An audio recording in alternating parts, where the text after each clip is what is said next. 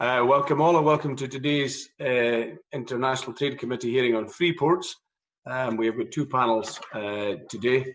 First, more of an academic panel, and secondly, a panel of those who might be more interested in running Freeports, perhaps. And given especially the balance of the second panel, I would just gently say, don't be surprised if you can maybe devil's advocate questions. They were nothing personal, but it will be probing perhaps a little more into that. But firstly, can I ask the first panel to introduce themselves? We have three. We've got Catherine, Chris and Alec, and I'd like you to introduce yourselves in your own terms. First, starting with Professor Catherine Barnard, please. Hello there. Thank you very much for the invitation. My name's Catherine Barnard. I'm Professor of EU Law at the University of Cambridge, and I'm also Senior Fellow in the UK and a Changing Europe think tank, which is a non-partisan organisation. Thank you very much, and good to see you again, Professor Barnard. Chris Walker. Yeah, I'm Chris Walker. I'm an economist, and I'm the co-founder of Chamberlain Walker Economics.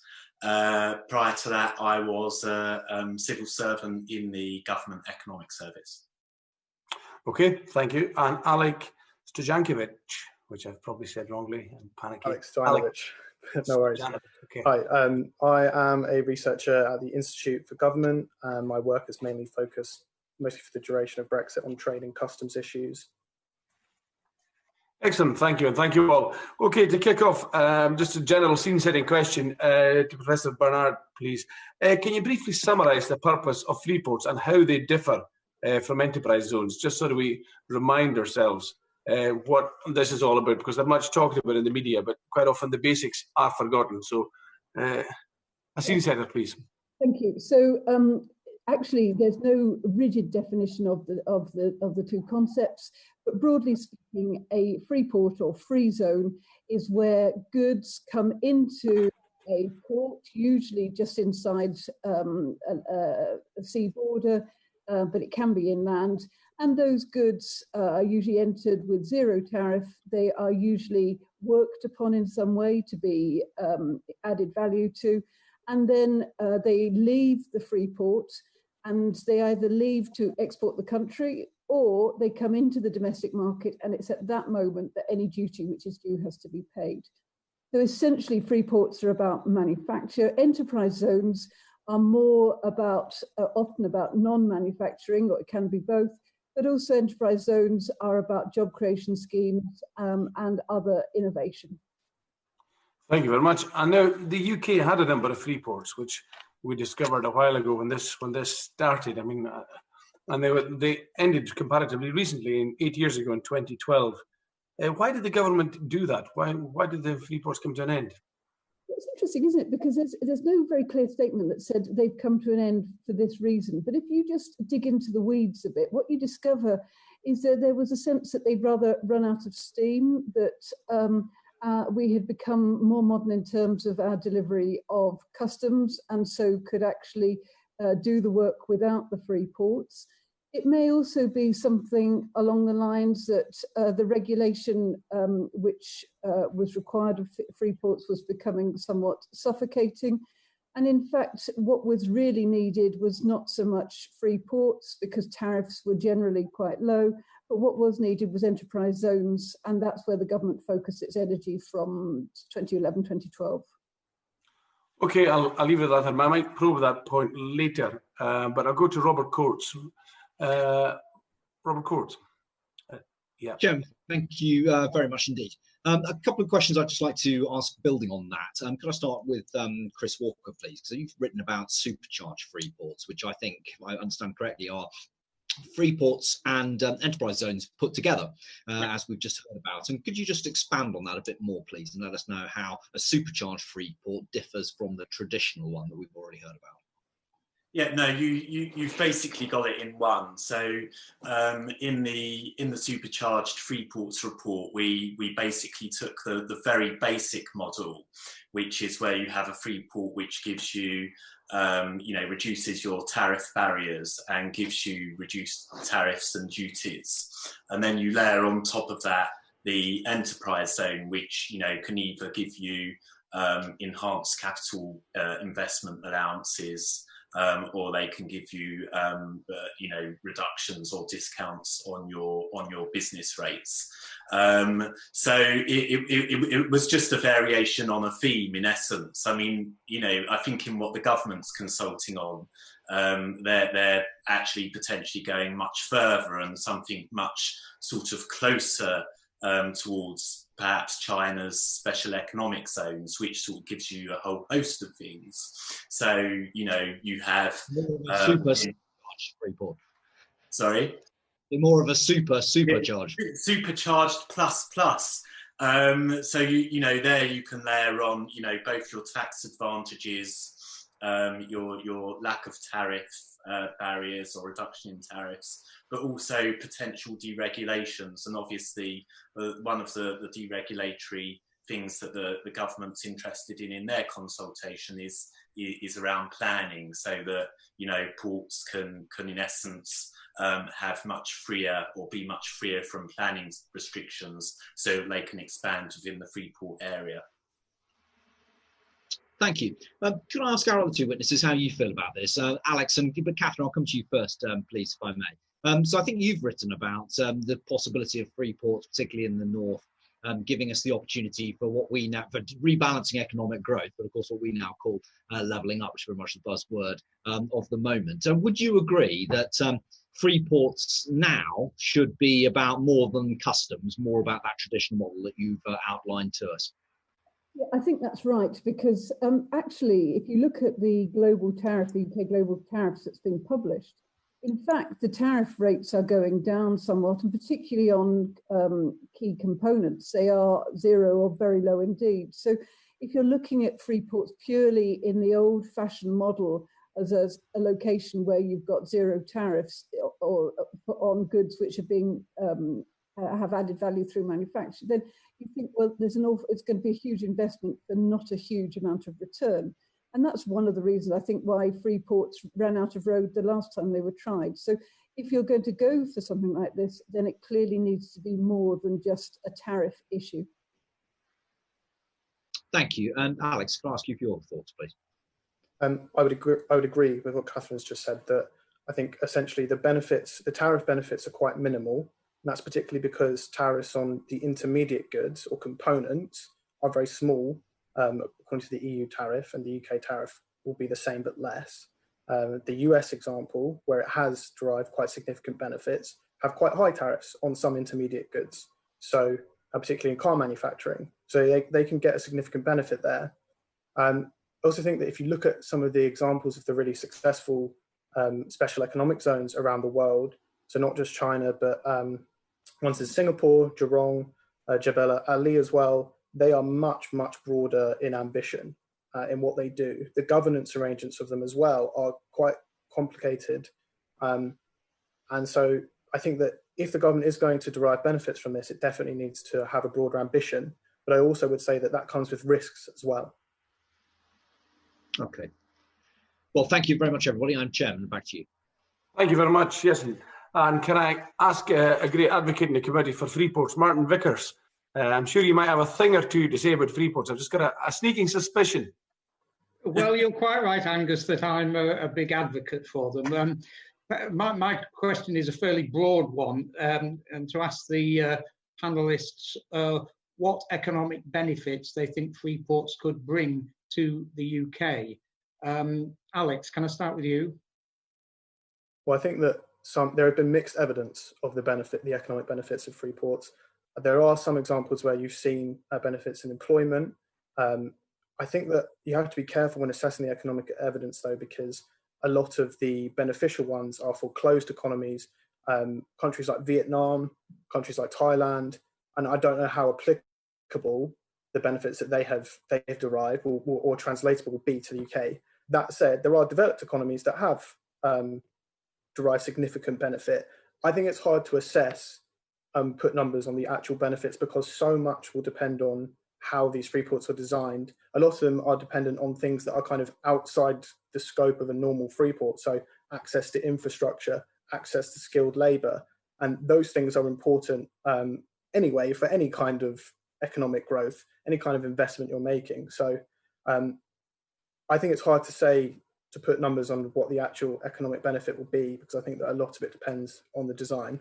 I do think there is enough evidence to show that there can be benefits if the schemes are well designed and they take account of the risk of displacing economic activity from one part of the UK to another part simply because there are tax advantages, for example. But isn't one of the aims of government to, in effect, displace by the overheated southeast economy once moving to the north? I think it should be careful of that. I think it should be careful of measures that do only displace. I think maybe there will be some displacement, but you want there to be a net benefit. If you look at some of the proposals, for example, the Teesside Valley proposal, which isn't, I'm not advocating the government should accept this specific proposal, but it does try to show that there will be a benefit to a net benefit to the public finances. So, and I also think that we need to be very careful when we're designing particularly the tax incentives. We want to, the successful examples provide incentives and they provide conditions for those tax benefits. There are examples where it's gone very wrong. For example, in Madeira, where the aid they received amount to €1 billion per year in aid via tax exemptions, but they only employ 1,000 people. So there are big risks, and I think certainly the UK wants to try to design its freeports to avoid that particular example. Catherine. Yeah, thank you. I mean, the obvious answer to your question is job creation. And as Alex said, the figures are tested, but some of the suggestions are in the region of about 80, 85, 86,000 to up to 150,000 if you're looking at some of the work that Christopher's done about the super reports. So clearly job creation is the strongest argument. It must be said that in the past, some of those job creation schemes end up costing the taxpayer significant sums of money. But then you have to ask yourself, well, even if it costs the taxpayer money, isn't that what government policy is about, to try and encourage development in those regions which have suffered in the past? Now, some of the other benefits you might talk about, it depends on your point of view, that you could say the advantage of a free port with lower taxes and or less planning and or less environmental regulation. Depending on your point of view, that would either be a benefit if you're in favour of deregulation, or a disadvantage if you think that those rules should be applied. I think the other benefits I think we would talk about, the literature says there's benefits in terms of agglomeration. This is one of the big issues in the United States, that you end up bringing different resources together in one single location. I think that's a bigger issue for the United States, just given the sheer geographic area of the US. But certainly if you look at the government's paper on consultation paper on freeports, it's pretty clear that the ambition goes beyond just manufacturing, but also bringing together science and technology expertise. And I think wearing my university hat, one of the great attractive features of the government's consultation paper is that it's trying to harness some of the expertise in colleges and universities with the Freeport initiative. And Chris? Yeah, just to echo Alex and Catherine, that obviously there is a lot of uncertainty around the benefits, and it will depend on the specific policy and the model that we actually adopt. Now, obviously, in my supercharged Freeports paper, the guys cited some of the figures. So 150,000 jobs from 7 Freeports in the north, and a £9 billion boost to Northern Powerhouse GDP, which would make a significant contribution in terms of the levelling up ambitions. I think what we've got to remember is that ultimately interventions or economic interventions like these have 2 high-level rationales according to the HM Treasury Green Book. The first is an economic efficiency argument, which is about economic growth and expanding the size of the economy. The second is an economic fairness argument, which is ultimately about levelling up. And I think done in the right way, the UK Freeports policy could actually tick both boxes. So on economic efficiency, you're in essence, you're enabling firms to participate more seamlessly in global supply chains, and that gives you more trade and more trade throughput. And increased trade, as most of us know, is associated with economic growth.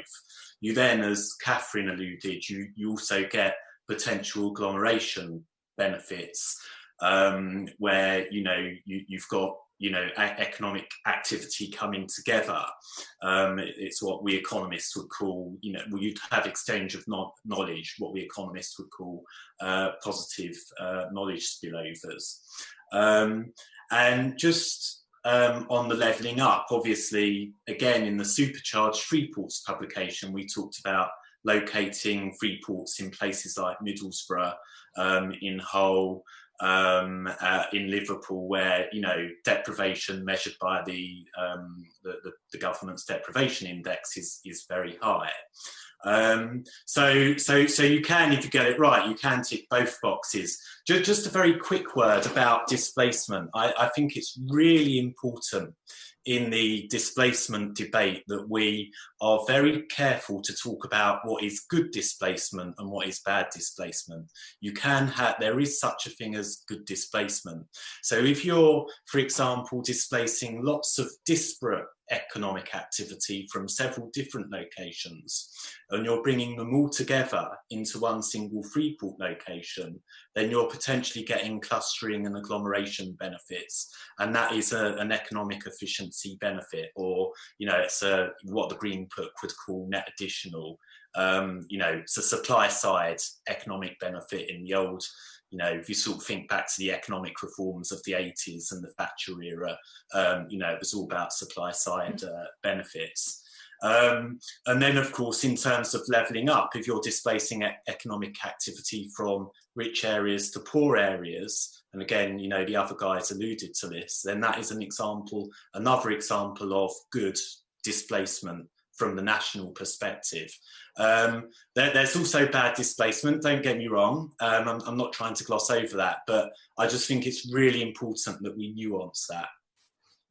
Very good, thank you. Thank you. Mark Hendrick. So Mark Hendrick, you wanted to come in, you've intimated you want to come in on this point here briefly, please. Yeah, just briefly. I mean, in a previous life, I was a Salford City Councillor. I'm very involved in the 1980s with the work to develop the enterprise zone on the old disused docklands in Salford. At the time, there was this argument about displacement, and all we were doing were moving companies that were doing perfectly well anyway to a new site to give those firms tax advantages.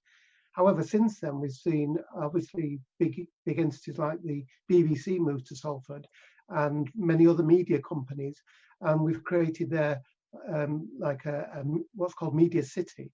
And so that is like a clustering of businesses in Salford, in what was a very deprived and poor area where I used to represent about 20 years ago. Oh, sorry, 25 years ago. Thanks.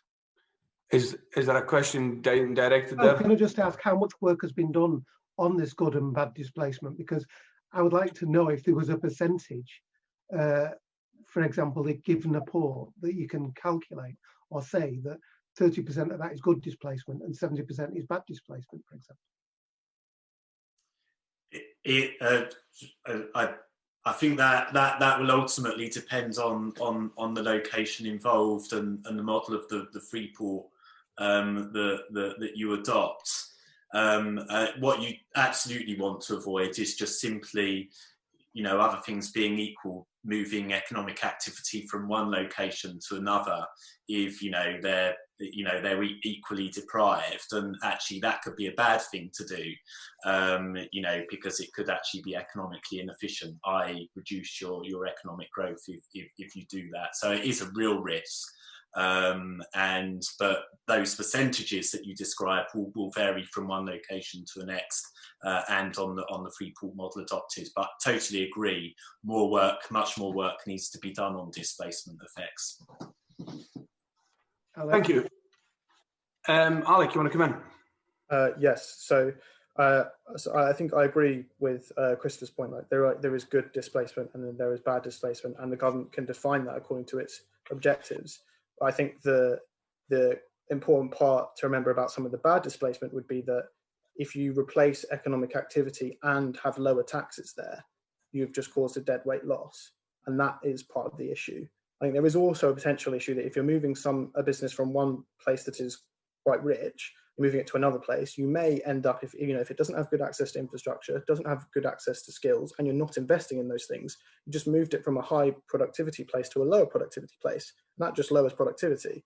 Now, that being said, if the government pays attention to and is focused on the wider issues, the access to resource, the access to skills and infrastructure, it can be part of a regeneration and redevelopment project. There was a study on the experience of the 1980s by the Centre for Cities, which surveyed a lot of the enterprise zones that were done then, and it mentions that at least some of the errors came in by focusing too much on some of the incentives to improve capital incentives, so investing in businesses, investing in like machinery, but that didn't translate to employment. And in many cases, a lot of the gains were captured by local landowners. So I think we just need to pay attention to the specific incentives and where the gains are going to be captured and how they actually will translate into more employment, more benefits for the area. I think one of the things I noticed was there's a lot of public money involved, particularly derelict land grants from central government and European structure funds coming into the city, which actually was a draw for a lot of private investment. But land values did increase considerably. And the company that used to be the Ship Canal Company actually became very, very rich when it used to have lots of derelict land, and now is doing very well, called Peel Holdings. So there's a private gain there from public good. Okay, to Alec and Professor Barnard, how will the UK's global tariff affect the competitiveness of UK freeports? Firstly, probably Professor Barnard. Well, if we decide to go for a Freeport model which has zero tariffs on goods coming in, then clearly the average tariff under the UK global tariff is about 6%. Now that average is in one sense very misleading because it's distorted by still very high tariffs on agricultural products, for example, where the tariffs can be up to 40, 50%, but also a significant amount of much lower tariffs of 3%. But given that our tariffs will be lower than the EU average is about 7%, then clearly there is some competitive advantage there. But the point is that generally, away from agriculture, tariffs are really rather low, which is why I think one of the reasons why the old-fashioned model of Freeports is no longer really sustainable if the Freeport is just that, a Freeport without the relevant infrastructure being built around it. And going is that why the 6 or 7 withered on the vine in 2012 together have been in the single market? Exactly. And I think just going back to Sir Mark's point about Salford, which I've had the great pleasure of going to a number of times, so what is really striking is it's not just an enterprise zone in and of itself, but there's the infrastructure that's being built around it in order to enable people to live there and also to get there.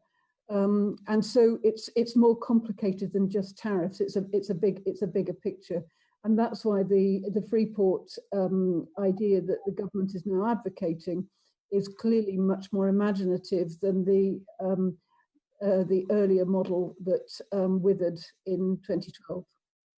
And I think quite striking, just when it withered in 2012, do any of us really remember that people being sad that it had disappeared?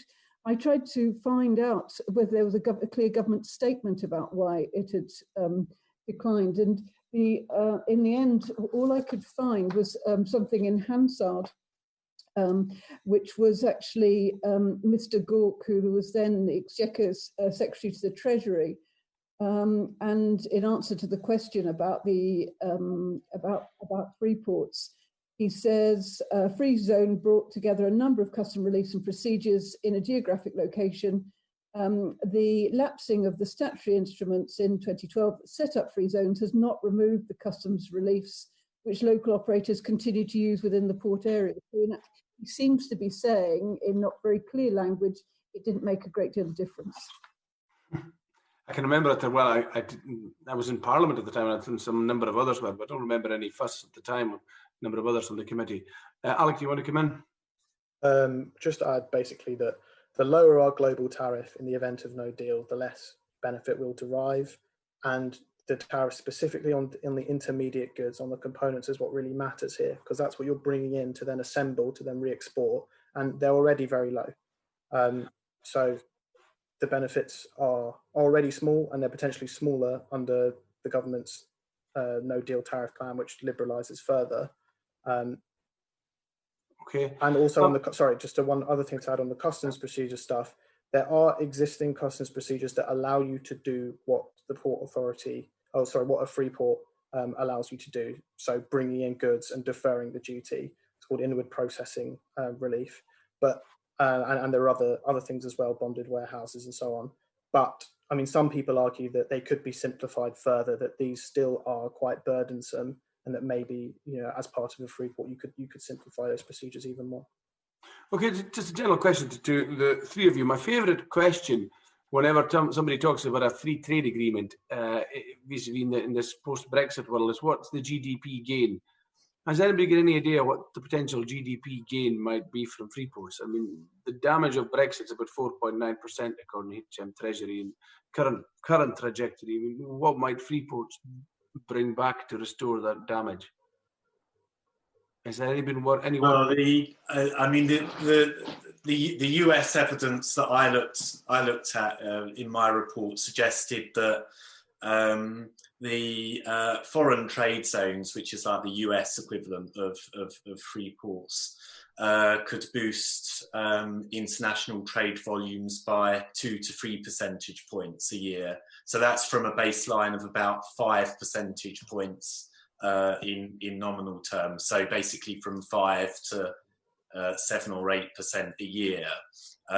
So that's just a trade boost. But using the sort of same sort of modelling that HM Treasury modelling used suggests that a 1% increase in international trade translates to something between 0.5 and 0.75% increase in GDP growth. Okay, so the max you could look for would be what, about 0.75% of GDP growth from Freeport? Yeah, per annum. Yeah, I think some of the sort of figures that you were citing were over a period of time. So it's important to distinguish that. So then, if Freeport's the panacea, are they better than free trade agreements then in GDP terms?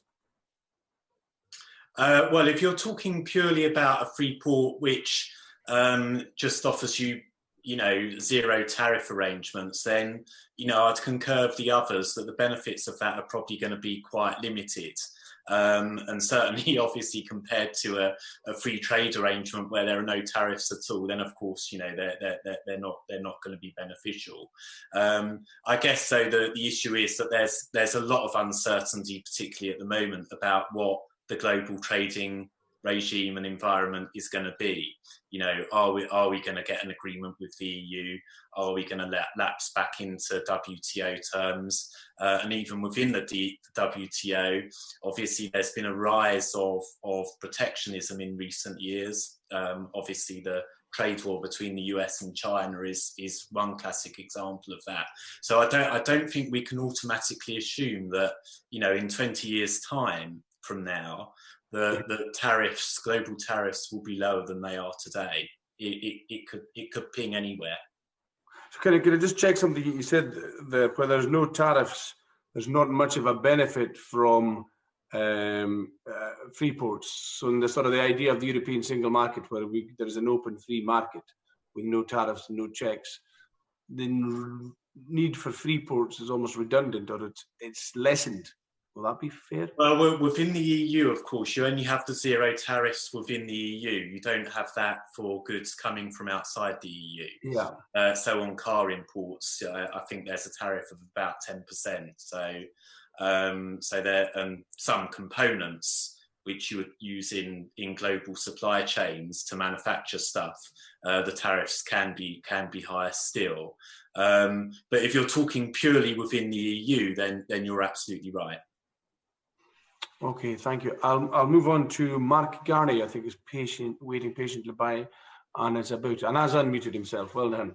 Thank you, Mark Garney. Thank you, Chair. Alex, can I come to you first?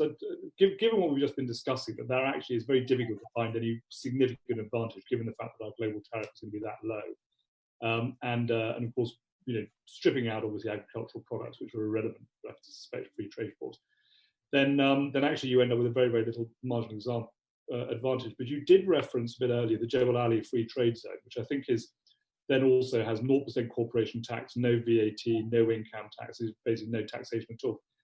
Alex, do you think, given where we're getting to in this conversation, do you think actually the answer we've got to find some particular niche, and actually something like the Jebel Ali Free Trade Zone is a model which maybe we want to go down, or is that going too far? I think that definitely you need to look beyond the traditional Freeport if you're going to find benefits. I think the UK just needs to pay a lot of attention in terms of the particular incentives it's going to design. So, as you say, the Jebel Ali example is something that I think we should be looking at. Same with the Jurong Town one in Singapore. But there are a couple of things to bear in mind. So I think particularly with some of the tax measures, I think you have to be very careful. So if you just lower corporate income tax, what you potentially end up doing is, because that tends to benefit businesses once they're profitable, but a lot of investments, when they start, aren't profitable. So it's not going to have very much effect on that. But then when a business does become profitable, then it potentially benefits. But then what you risk is the fact that, well, if a business is already profitable, that investment might have just happened anyway, and now it's just going to happen under lower tax. So I think the answer there is to find tax incentives that are more likely to lead to the kind of outcomes you want. So allowances on research and development, tax allowances on, certain kinds of training of skills, those kind of things. And they're things that the successful Freeports look at in a much broader way. They also, I think, you need to look at the governance arrangements of these of the successful examples. So in Jebel Ali and in Singapore, they set up a specific regulatory authority that helps to improve the success of those areas by interfacing between the operators and the many different departments in central government which still have an ongoing role to play. And I think that is another important factor, that it's not the case that you just lower taxes or just lower or provide some incentives and that's it. It requires sustained ongoing investment, probably from departments on ongoing debate on an ongoing basis. I think that would be really important. But that's really helpful, Alex. Christopher, I do want to ask you, you obviously want to come in on this, but I just want to ask as well, if I may. We've just talked about one of the niches that you could have with the free trade port or free trade zone is a taxation, is a fiscal one. But actually, you talked a little bit earlier about the hubbing effect of bringing together disparate businesses that actually, when they come together in a hub, could be quite good. Is there an argument, therefore, for having some type of business-orientated hub, which both benefits from the fiscal benefits, but also from something else that could be, a type of benefit that is drawn together because of that collective activity? What I'm really looking for is there a niche which we can deliver that is something more than just tax breaks? I think we certainly need to go beyond the traditional Freeport model. I'm encouraged by the discussion around Jebel Ali and Singapore. I do think we need something which is much broader and much more holistic. And there are a whole host of tax breaks that you can explore. But I think we need to sort of look more fundamentally about how we can continue to modernise the UK economy and make it strengthen the manufacturing base, particularly advanced manufacturing, and make it more export oriented. And I think if there was a particular sector that we should focus on, then it should be advanced manufacturing and engineering. And these these are certainly areas of strength, particularly in the Northern Powerhouse, which have, as you know, have been spoken about. In terms of going beyond tax, and I know one of the guys alluded to it earlier, but I think I make the point now because it is really, really important, I think, that we do think more holistically about transport and the transport infrastructure and connectivity.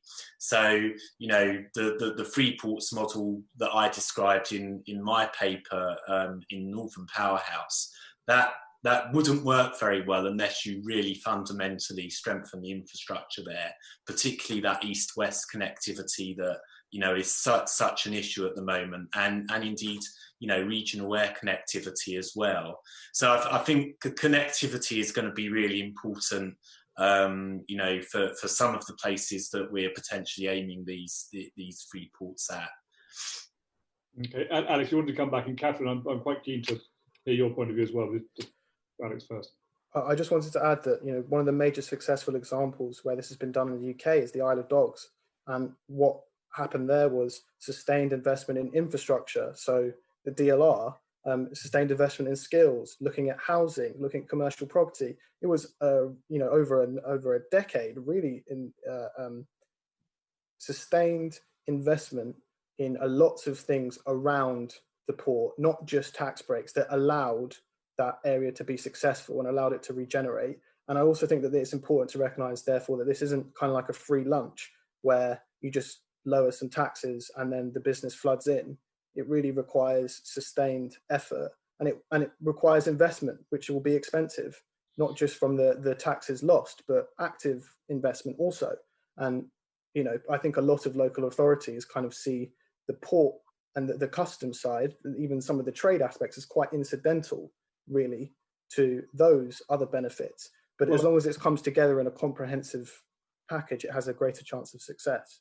I think that's right. The Isle of Dogs demonstrates. The old argument goes: if you build a road, you'll get economic activity at the end of it, and infrastructure is crucial to all of this. But I suppose, just following on from that question, how then so I completely get the argument that if you're going to have a free trade port or a free trade zone, if you like, you've got to have motorways going there, you've got to get your staff in and out and all the rest of it.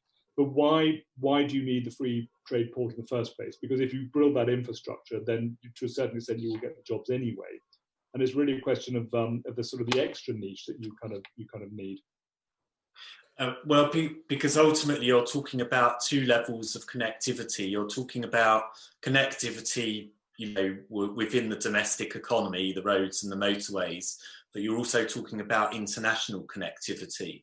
And one of the reasons that Freeports, generate economic growth is they enhance that international connectivity by making trade a lot more seamless. So you need to do both things together, if that makes sense. You can't really do one without the other.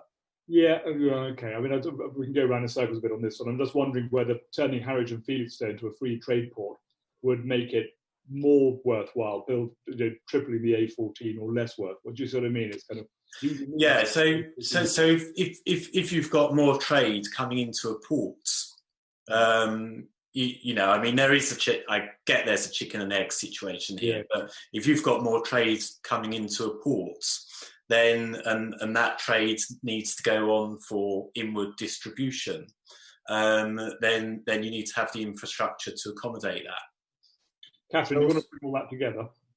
Yeah, so I mean, you mentioned Felixstowe and the A14, and I probably ought to declare some sort of interest here because I'm at Trinity College, and Trinity is the major landowner owner around Felixstowe.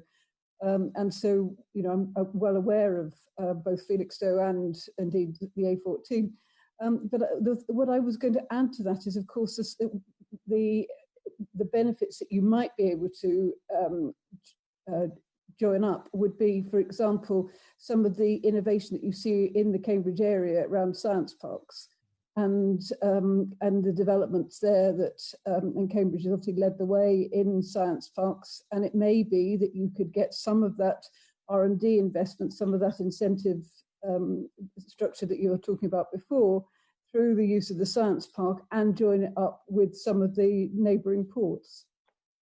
So the key point, just to finish on this, Chair, and Thank you. But the key point is just not to be entirely hung up on a free trade port. Has to be by the sea. You could have a free trade zone like in a science park or in Swindon for a car manufacturing area, that type of thing.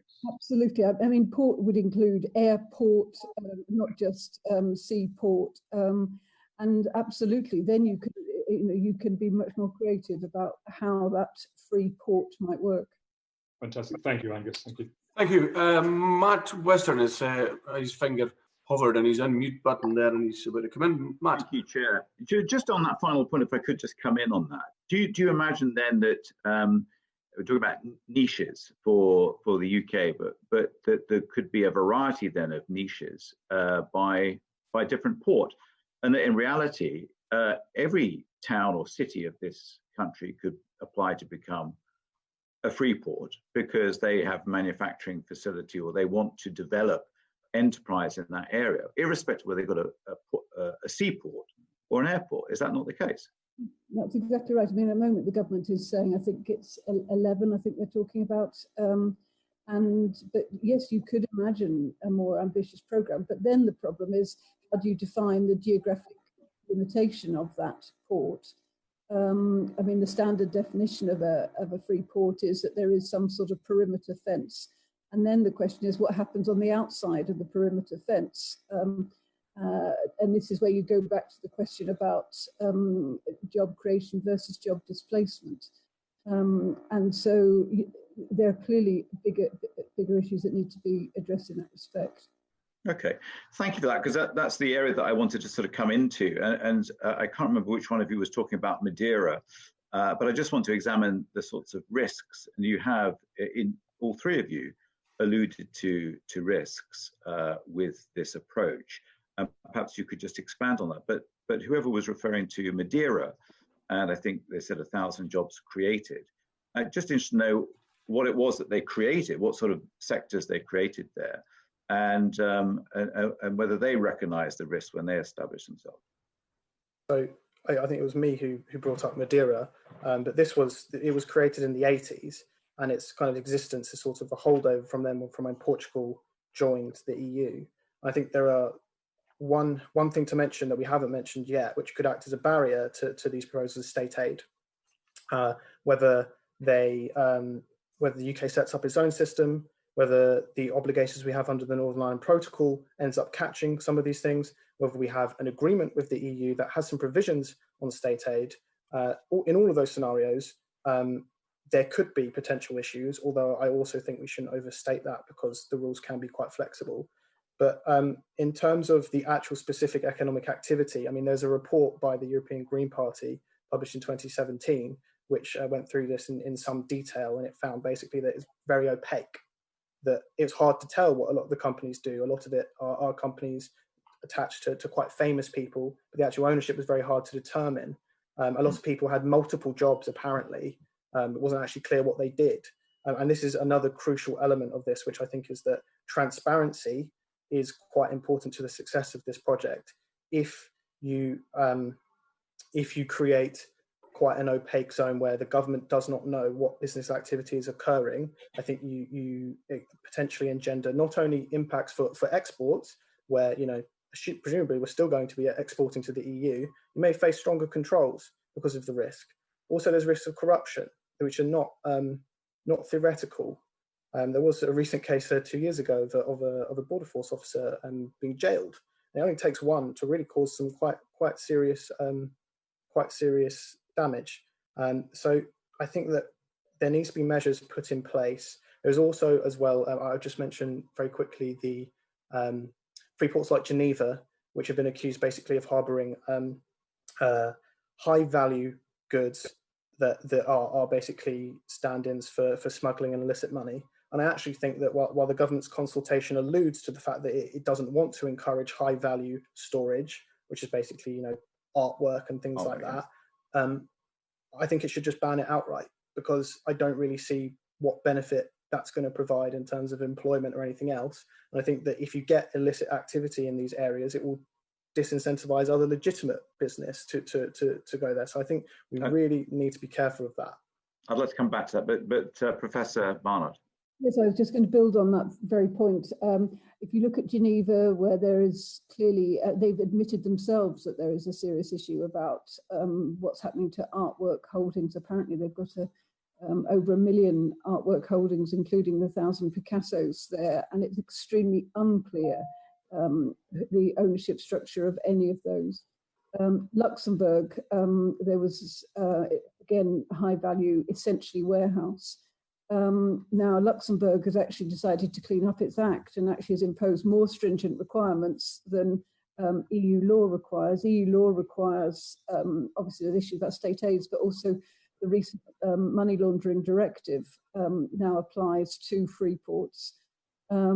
Luxembourg has gone beyond that in terms of requiring greater transparency, and as a result lost 20 or 30 of its high net worth clients because of the demands of transparency. Now, for me, what was encouraging about the government's consultation paper is that it expressly refers to the money laundering directive and the UK's implementation, and there was no hint that the government was going to withdraw from those obligations. It also refers to OECD guidelines. So it's clear that the UK is not trying to outcompete Geneva or Luxembourg in terms of essentially becoming a very large warehouse.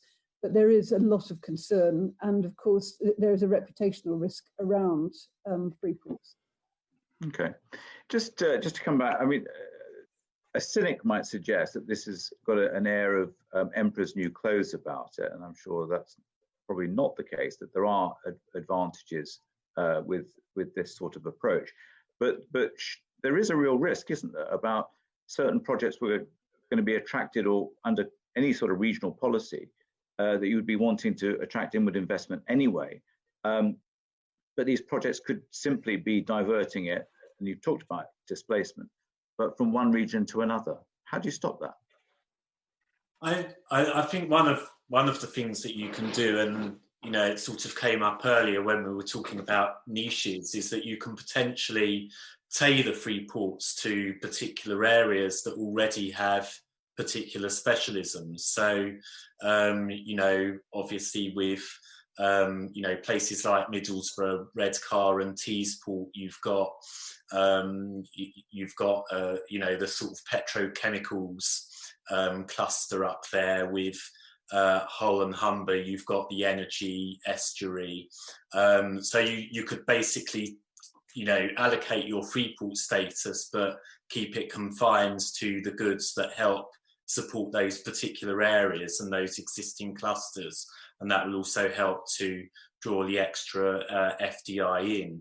But I think the other sort of real emphasis that the government, I think, is making is around innovation and how we can drive innovation through Freeports. And one of the things that you could do there, for example, in the decarbonisation agenda, if you were to give Freeport status to one of the airports, you could in essence turn that airport and turn the runway into a living lab where you do test flights for low carbon technologies. So there are some niches that you can do that not only help support that innovation and support that general clustering, but also avoid some of the risks that you're describing. Okay, thanks, Chair. Thank you very much indeed. And I think that Mark Gary wanted to come back at this point as well. Mark, you still wanting to come back? It's fine, thanks. We've pretty much covered all the points I wanted to raise. Very good. Okay, thank you. Mark Menzies, your finger is on the unmute button. Well done. Thank you. And I'm now unmuted, Chair. Yeah. I mean, this is a question to all three of the witnesses. And essentially, maybe if I start with Alex, but, what is your view on the government's specific proposals for Freeports as outlined in the consultation, and specifically relating to customs, tax and planning? So, Alex, if you want to kick that one off. I think the consultation does a good job of kind of spelling out all the different areas that they're considering, and it does ask good questions. I think that the proof will be in how those questions exactly are answered. So in the tax areas, it asks about the potential benefits of the specific measures. And I think we need some quite concrete, specific answers. One of the big lessons that we can learn is that, particularly when it comes to tax benefits, I think they need to be attached with some conditionality. They have to be quite closely kind of matched with what you're actually trying to drive. Just simple, cuts in corporate income tax, I think, is probably less likely to deliver benefits that you want, and maybe it can be part of a whole range of efforts. But if you just focus on those aspects and don't do much of the other stuff, and I think you risk becoming more of a tax haven like Madeira is accused of being. But I think the consultation is a good start. I think it addresses a lot of the issues. Where I do think where it mentions, I think Catherine mentioned that particularly on the transparency stuff and the risk of smuggling and so on, it mentions some of this stuff, but it doesn't make any firm commitments. So it mentions that it doesn't want to encourage high value storage, but it really, if it doesn't end up making a commitment on that, then it potentially will still encourage that. So, but for a consultation, I think it's a good document. That's great, thank you, Professor Barnard. Yeah, I broadly agree with that, and I thought quite a lot of thoughts had gone into the document, and clearly the main issues had been assessed, and it was obviously asking for feedback. There wasn't very much empirical analysis about the cost benefits of this, and so in one sense, the elephant in the room of the consultation paper is the very elephant that you've alluded to collectively this afternoon, which is, will it make a significant difference? And what particular model should the UK be going for? What struck me about, which was not there, unless I missed it, was about employment regulation. And one of the issues is that in some of the most successful of the free ports across the globe, employment standards are very low indeed, and of course it's low cost as well, and that's of course an added advantage for those free ports. Now the government doesn't mention employment regulation at all, so does that mean that they are not intending to tackle that as an issue, or is it one way of gaining a competitive advantage over our neighbouring countries, particularly in the EU, which of course then feeds into the issues about level playing field conditions in the free trade agreement? I mean, it's interesting you mentioned the point around employment issues, and I think one of those is around skills and training and people development and so on. I mean, have you given any thought to what kind of incentives, for example, that could be offered around the training and employment and so on that sits over and above things that are currently available, in order to particularly attract those high-end, high-value added employers? Have you given any thought to those things?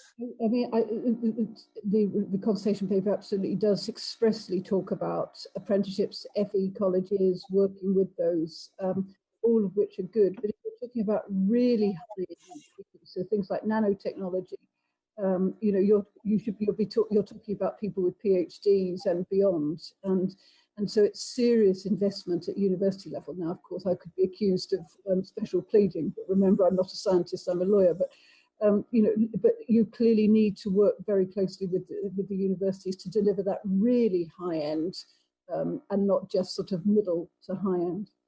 And what about around planning? And Alex, I'll bring you in a second. But what about around planning? Is there any changes to planning law or that type of thing that you think needs to be really looked at?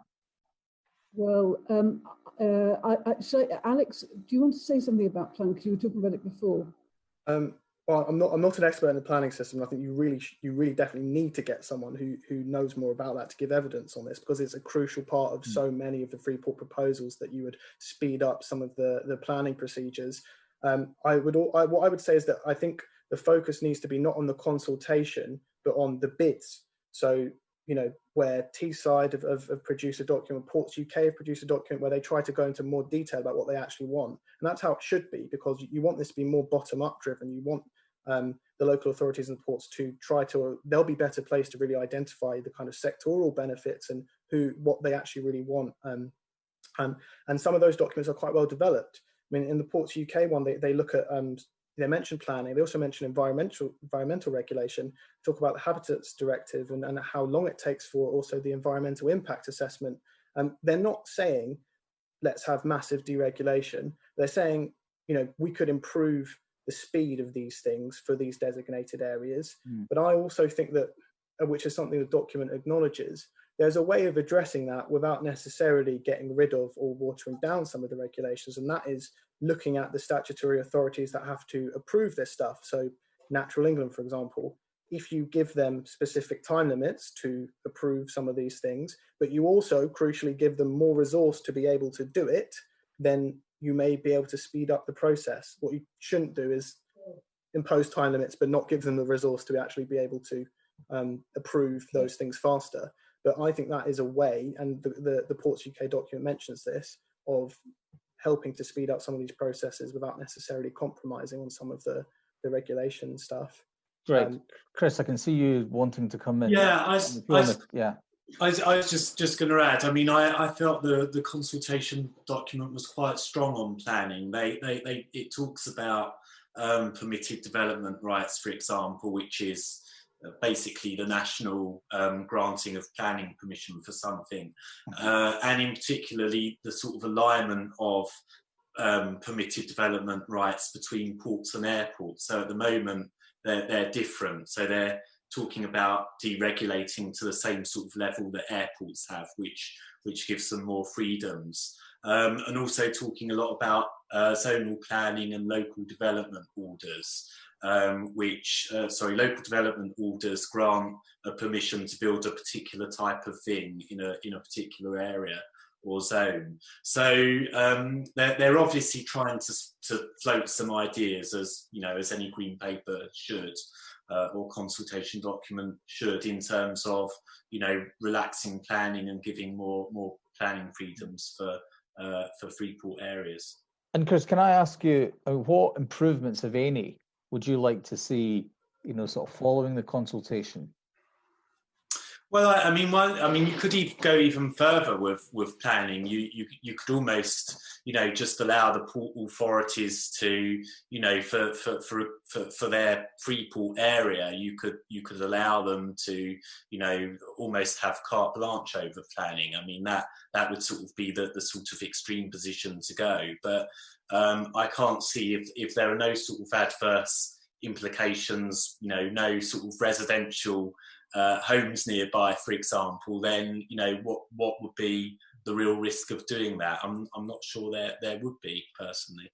I mean, I'm particularly interested. You touched on airports in the previous answer, and I I've got in my constituency, I have an enterprise zone that's got two parts to it, both of which have got separate runways. One of them a very long runway, another one a shorter, but still it can operate jet aircraft.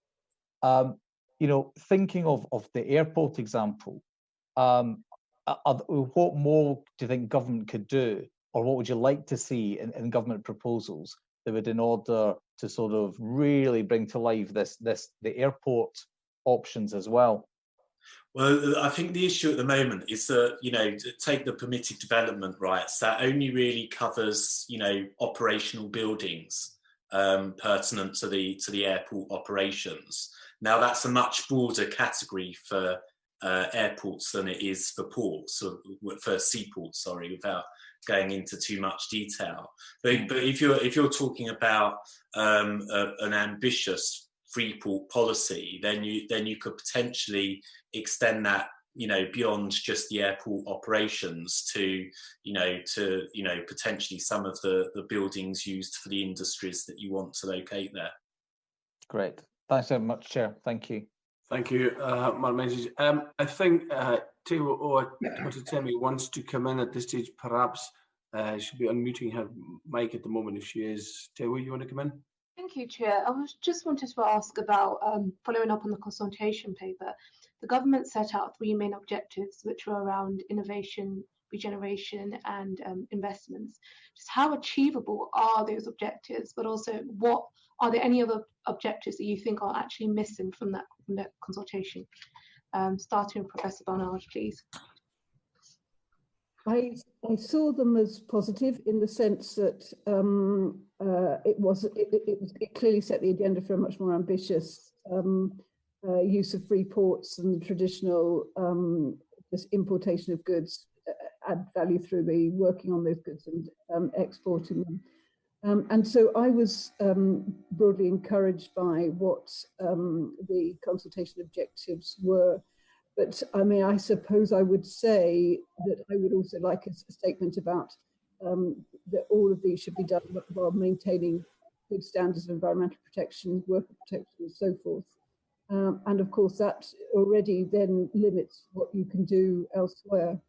And I think I would also say, going back to the questions about planning, of course, what might be advantageous for the operators of the free ports may be to the huge disadvantage of the local community who, while on the one hand like the jobs, may not like the added traffic and noise. And so I do think what would be good to see in there is a role for some sort of consultation, not just of the interested parties, but also an involvement of local society, civil society. Thank you. Alex, have you got anything to add to that? Just I think on some of the where I might improve, where I think there maybe should be a bit of improvement is on the section on the governance. And it does ask questions, it does know that there's a range of different models, but it doesn't really specify or give much case studies of the other examples of how they're actually run. And Catherine just kind of mentioned there, like the different incentives, and you may have different incentives between the people who are operating versus local authorities and central government and what involvement they have. Again, I think it is quite important that we look at how the successful models have actually been run. And they often set up a whole government authority that is basically given the task of monitoring the developments of the authority, but the private sector tends to actually run it. And it seems strange and maybe a bit counterintuitive. You're talking about free ports, you're talking about, you want to reduce burdens and so on, but actually just looking at practically how the successful examples have actually developed and how they practically run, I think is important. And there is evidence out there on the more the detail of how that can actually work. But in terms of its objectives, I think that because of state aid law, it will be forced to kind of try to design the policies in such a way as that they meet the objectives that state aid law permits. So regional development and environmental goals are big exemptions, and the existing free ports often kind of try to frame their benefits and what they do in those terms. So if the government is still bound by state aid, if it's setting up its own state aid regime and it wants that to be effective, it probably will still need to try and couch, the benefits of these free ports in those kind of exemptions. Otherwise, you are, creating quite big distortions that state aid policy would try to catch. So I think that will sort of guide the policy towards those objectives. Thank you. And Chris?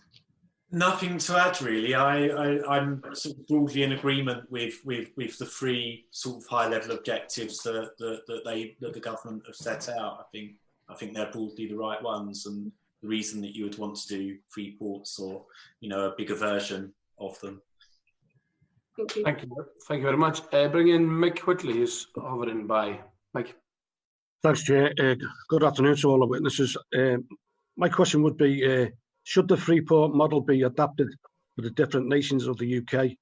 And if so, how would you do that? And that's Chris. Yeah, I think this is a really sort of interesting question, because you've got obviously you've got areas of devolution, for example, in planning. We've talked a bit about planning. In some taxes, you've also got devolution, but yet in other areas, you've got very much national policy, and that's certainly the case, obviously, with tariffs and in the case of sort of trade arrangements. So it's going to be sort of interesting to see how that works out. And I think the document is talking about 10 or 11 free ports in all. So it would be interesting to see how many of those will be located in England and in where, and how many in Scotland, you know, Northern Ireland and Wales. You would have thought from a sort of, you know, national unity perspective, you would probably want at least one in, you know, in each of the nations. We're talking about the national unity of England. Well, but I think, you know, I think in essence, it comes back to my earlier point. Ultimately, if you want to make these things an economic success, you need to play on the strengths of the areas. And, you know, we all know that the different nations have their own strengths. And any way that we can sort of facilitate that and design policy to do that, I think has to be for the better. Alex? I think there is a difficulty of incentives. I mean, perhaps Angus, you may be able to describe this better than me, but I think, you know, for Scotland, if, you know, the ambition is to join the EU, but what, you know, Westminster wants to do is create free ports that in some ways depart quite significantly from the kind of free ports that are possible in the EU. You know, it might be quite difficult for Scotland to get on board with that. But on the other hand, there's also an extra question, Alec, over your very good point, that is Northern Ireland's status vis-a-vis Brexit, how that might affect free ports there. You might want to expand on that a little. Yes, for sure. I mean, just to finish the point, I was also going to say that they could, you know, if you set up a bunch of free ports in England and they, you know, take investment away from Scotland, for example, that could create an even bigger problem. And there's another reason why you want this to try to be quite compliant with some of the state aid stuff, because state aid is designed to try to prevent this kind of subsidy war. And for Scotland, it might be quite difficult. So they may be disadvantaged relative to England, but in terms of the ambition to join the EU, you know, maybe disincentivized to create some of these things that upon joining, they would have to modify or change quite significantly. With Northern Ireland, I mean, definitely it will have to comply with the state aid regime there. And that's not impossible. It doesn't mean that, you know, Northern Ireland can't have a free port.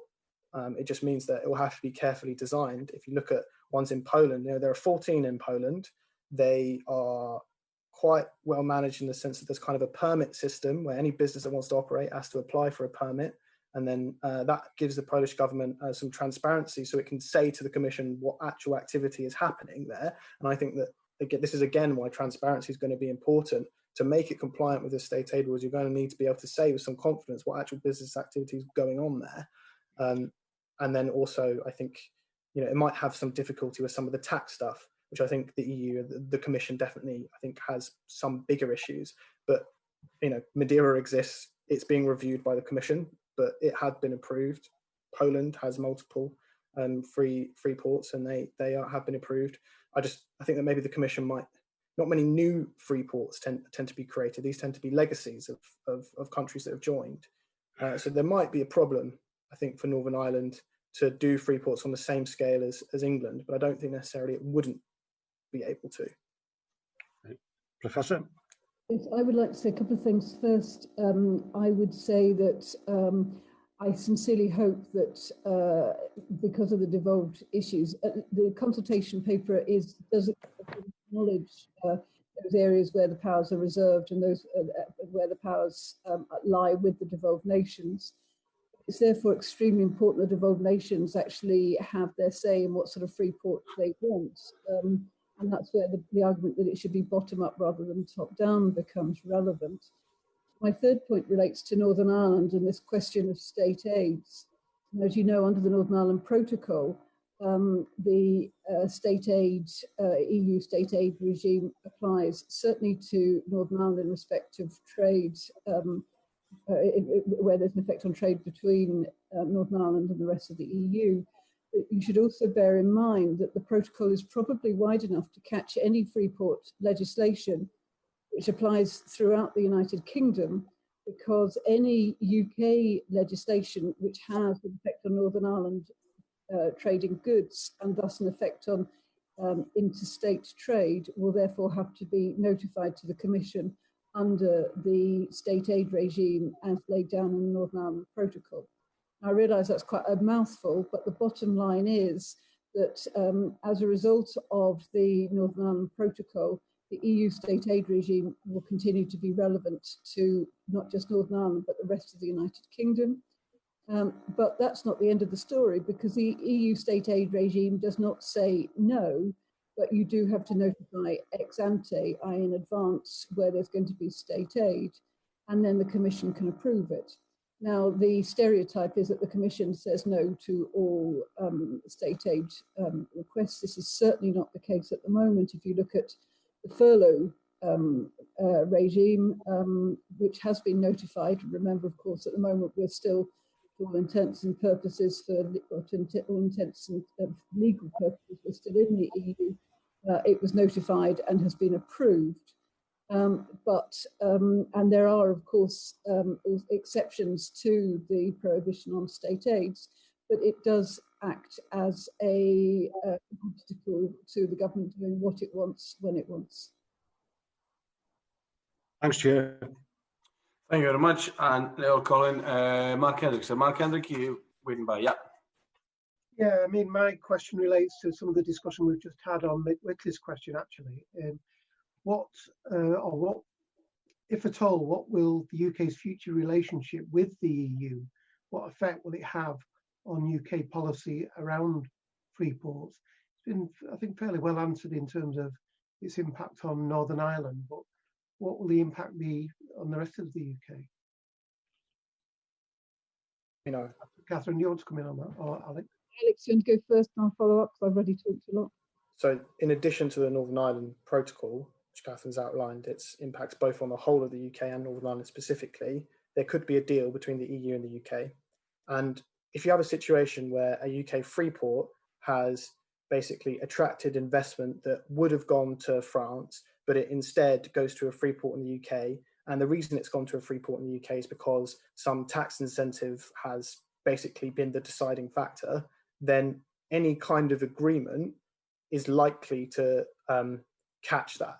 It will need to have a regime, well, definitely from the EU's perspective, that if there's going to be a deal, they will want to have a way of addressing investment that is shifted due to distortions, essentially, from their perspective. How would that be adjudicated upon? Well, it depends. There are different models. So, I mean, the EU's position is that you have the ECJ and the Commission. The ECJ is the Commission that has to approve, and then the a UK body with consultation with the Commission kind of approves it. But ultimately, the ECJ is the kind of the decider, and only the ECJ can really determine whether something is state aid or not. Right? There isn't a mechanism that the EU will agree to where a separate body will be able to determine whether something counts as state aid under EU law. That doesn't mean that there aren't compromises or kind of ways round that, ways that you can bring dispute resolution in to adjudicate on these questions, but it will just not be answering the question. It's quite complicated, but it won't be answering the question whether something is state aid or not. There has been the suggestions of a compromise whereby, you know, either side can impose safeguards, or they can impose interim tariffs if they feel like investment has unlawfully broken the rules. But I think the next step down from what the EU wants is hard for the EU. It's difficult to design. It's not impossible. There have been proposals from some state aid experts on possible kind of landing zones, but they're tricky.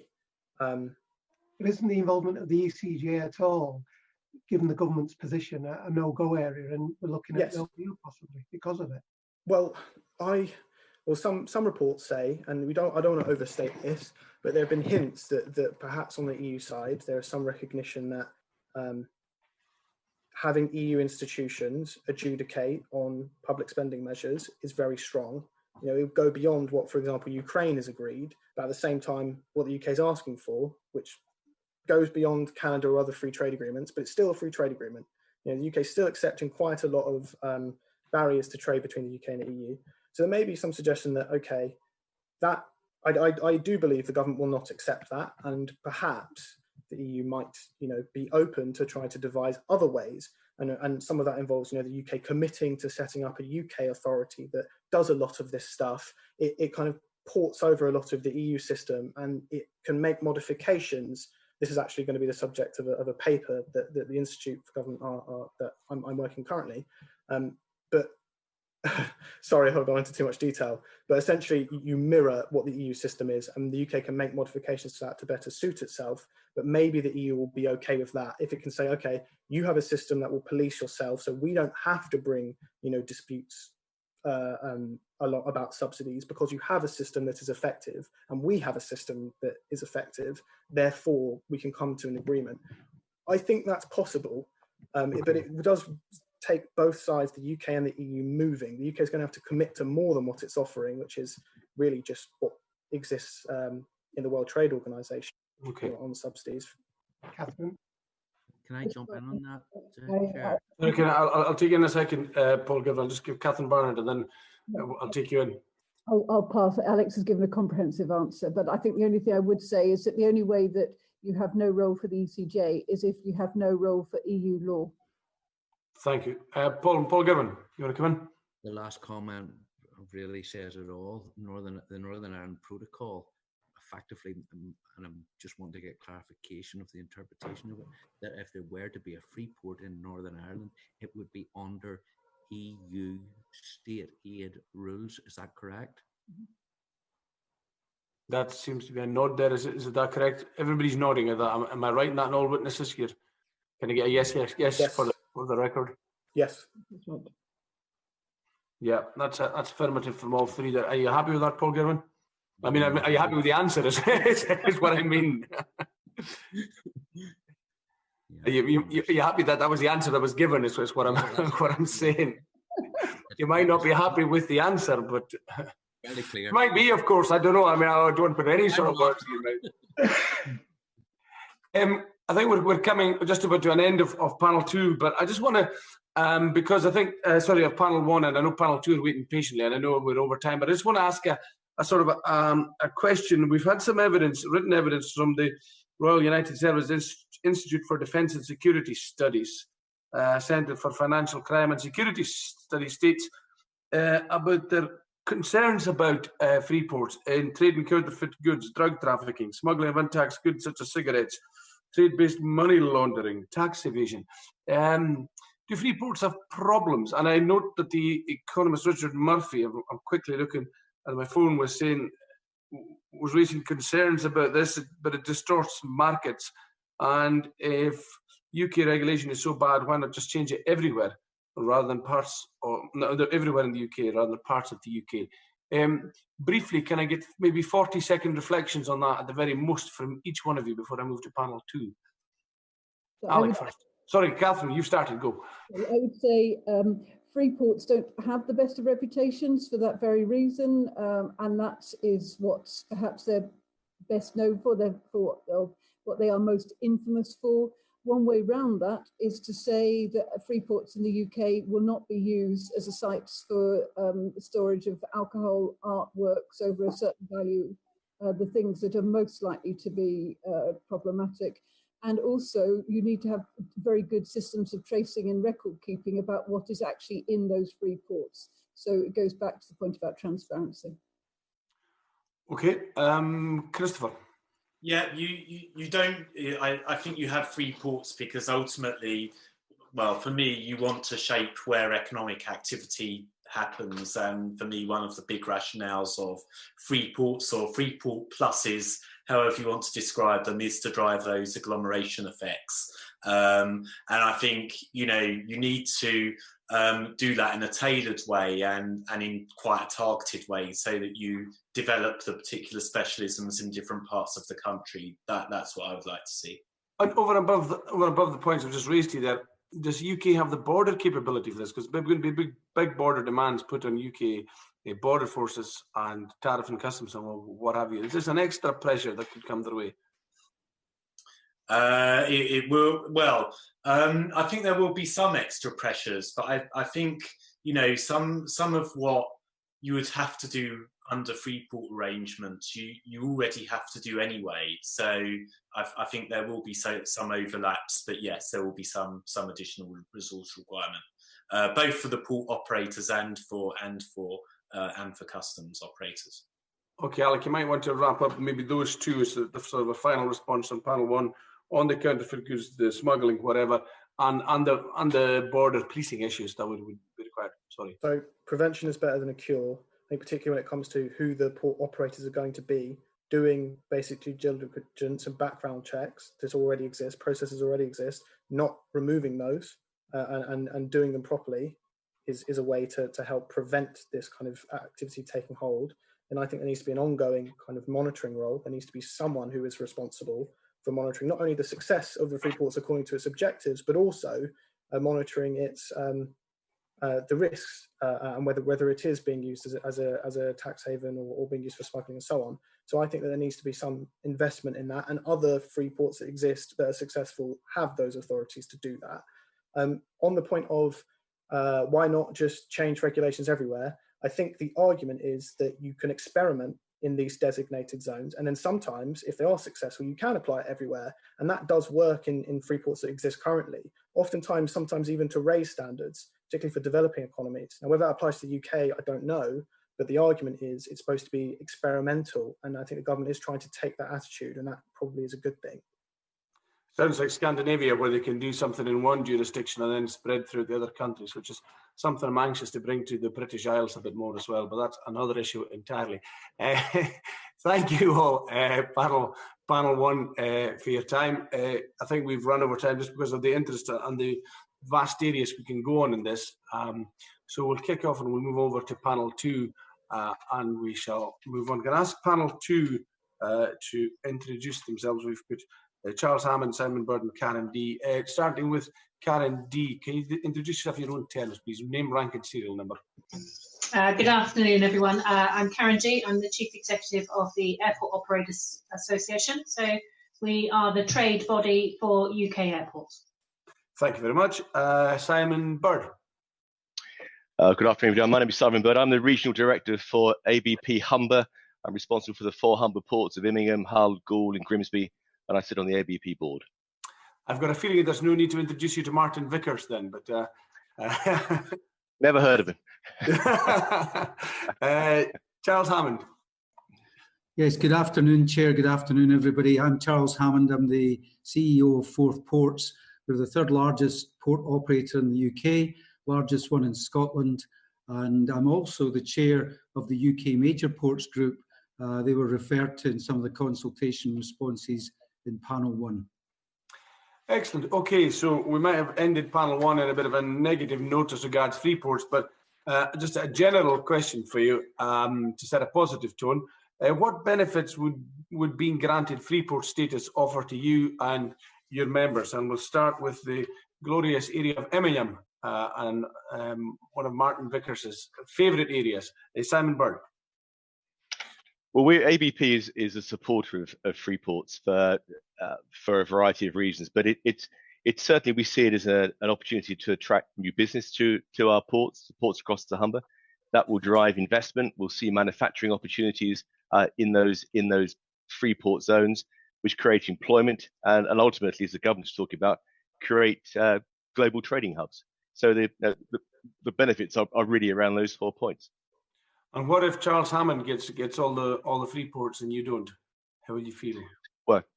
Well, Charles mentioned he's the 3rd biggest operator in the UK. He's the largest, of course, and the Humber is the largest port cluster in the UK in terms of tonnages. So we've got a lot going for us in terms of that multiplier effect that a free port may well bring to the region. Charles Hammond, since I've mentioned you, I'll let you come next. Okay, thank you. I mean, I support what Simon said, and I'm not actually sure I see it as a competition between the ports as to who will get free port status. I think, when we look at this is a very successful industry. This is the 4th most productive industry in the whole of the UK. This is an industry who's increased its skill base by 25% in the last 5 to 7 years, and which invests 500 million a year in infrastructure and facilities. So we all have common characteristics.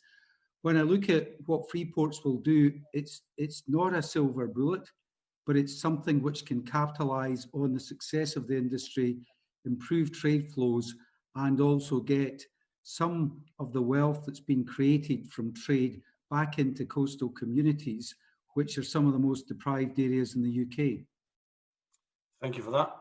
Karen D. Very similar to what the two previous gentlemen have said. I suppose the difference for us as airports is, I represent 50 airports in the UK, so we're very supportive of the concept. We think that most of the work that government has done to date has been around how it would work in a seaport context, so we'd like to see a little bit more thought going into how that would apply in an airport. But certainly, aviation, airports, something that the UK is really good at. And pre-COVID, UK was the third largest aviation market in the world and the largest in the EU. So it's something that we want to protect. And anything that we can do to increase the attractiveness of our airports and continue to sort of attract investment and trade is a good thing. I think we feel that the model may be slightly different according to different airports. They're very different. Some of them are more similar to seaports and some of them are not at all like that. But there will be different elements that will apply in different settings. And of course, not all airports are in deprived areas. Some are not. And some are more geared towards sort of, so if your objective is regeneration, you might target certain airports. If your objective is sort of economic trade, then that might lend itself to other airports. So, I think we're looking for a bit more from the government about how we can bid into this process, but certainly we think that there's a lot of opportunities there. Thank you very much for those distinctions, and they were well made. Waiting by, and a man who never fails on the mute button is Robert Courts, and there he is. Robert. Thank you, Chairman. Thanks very much indeed. I'd just like to unpack some of those topics that we started talking about there, please. And I'd like to just look at some of the positive impacts, but focusing on particularly on inward investment and job creation. And I want to, if you could also just help me look at how you can maximise those impacts on those two particular things. So job creation and investment, please. Could I start with Simon, please? Well, let me pick an example. In Hull, we, as referred to earlier by, I think it was Alex or Christopher, the Humber estuary is very much known as the energy estuary. We've in the past handled millions of tons of coal for coal-fired power stations, and now we're very rapidly transiting to the offshore wind sector. So a couple of years ago, Siemens set up a JV with ABP, where we brought back into operation a redundant dock in Hull, where Siemens now manufacture offshore blades for the offshore wind sector. So from a standing start, there's a factory that now is making the blades that are being used now, and of course well into the future as that sector gathers pace and there's more capacity established in the North Sea. And there are 1,000 new jobs created as part of that factory. That obviously is not in a Freeport, but there's a sort of model that we would see. Why is Siemens in Hull? Because the market is out of the North Sea. Hull is very close to that market in terms of transiting out there with blades and towers and nacelles, and the economics work for them being in Hull. And at the end of the day, whatever is set up in a Freeport, assuming we have them, it will be driven by the ultimate economic benefits of being in a Freeport as opposed in the UK as opposed to being somewhere else. But there's a good example of investment and new jobs. Thank you. Is there any way we can maximise that? I mean, that's as things stand at the moment, that's a very positive example. But could that be, how would you use a Freeport to maximise the effect that you've already seen in that example? Well, multiple have an interest on the South Bank, and I'm sitting here in Immingham, so I do too. There is a fully consented site here on the South Bank which is outside the ABP ports, where it's consented to develop a site for the manufacture of blades, towers, and nacelles to be again exported or to be used in the North Sea. But the world is looking at offshore wind, and if you have these manufacturing centres in a Freeport, then clearly they're going to be looking to export from here around the world. And it's right now, I without telling tales out of school, I know Taiwan, I know the US, I know there's plenty of nations which are developing where they are looking to source that out of the UK. A Freeport will add impetus to that, add more more bang for the buck in that respect. It sounds as if that's an industry in which we already have a good interest and a very good record, but a Freeport, as opposed to the existing setup, would give us the ability to take that global and really maximise that emerging industry. Indeed. Yeah. Thank you. Thank you very much indeed, Simon. That's very helpful. Could I go next to Karen, please? Same question, sorry. So positive impacts and how can you maximise them with regards to job creation and investment, please? Okay, so I think from a number of examples where we making UK airports attractive for flights to come in and for people to base themselves is where you get the job. So for example, some airports, particularly smaller airports, become bases for the MRO activities. So an airline, for example, will base all of its maintenance in one particular place. So you've got all of the activity going on. Now, in order to do, they will be competing for that business with any airport in the rest of Europe. So there'll be a number of elements. But the more that we can get those types of activities based in the UK, and a Freeport could be a way of doing that, it is better. The other area, I think, for aviation where you get a lot of job creation is simply by ensuring that the airport can compete and becomes a fundamental part of the local area and the region that it's engaged with. So quite often, for example, we have skills colleges based on airports. So they're working with the local, or they're part of a local enterprise zone where, the local authority has a key plan that relies on good links internationally, but because of that, the existence of the airport and the airport being part of that, that will allow for more job creation. I suppose the area where we think that there will be a link, but quite how that will work is interesting.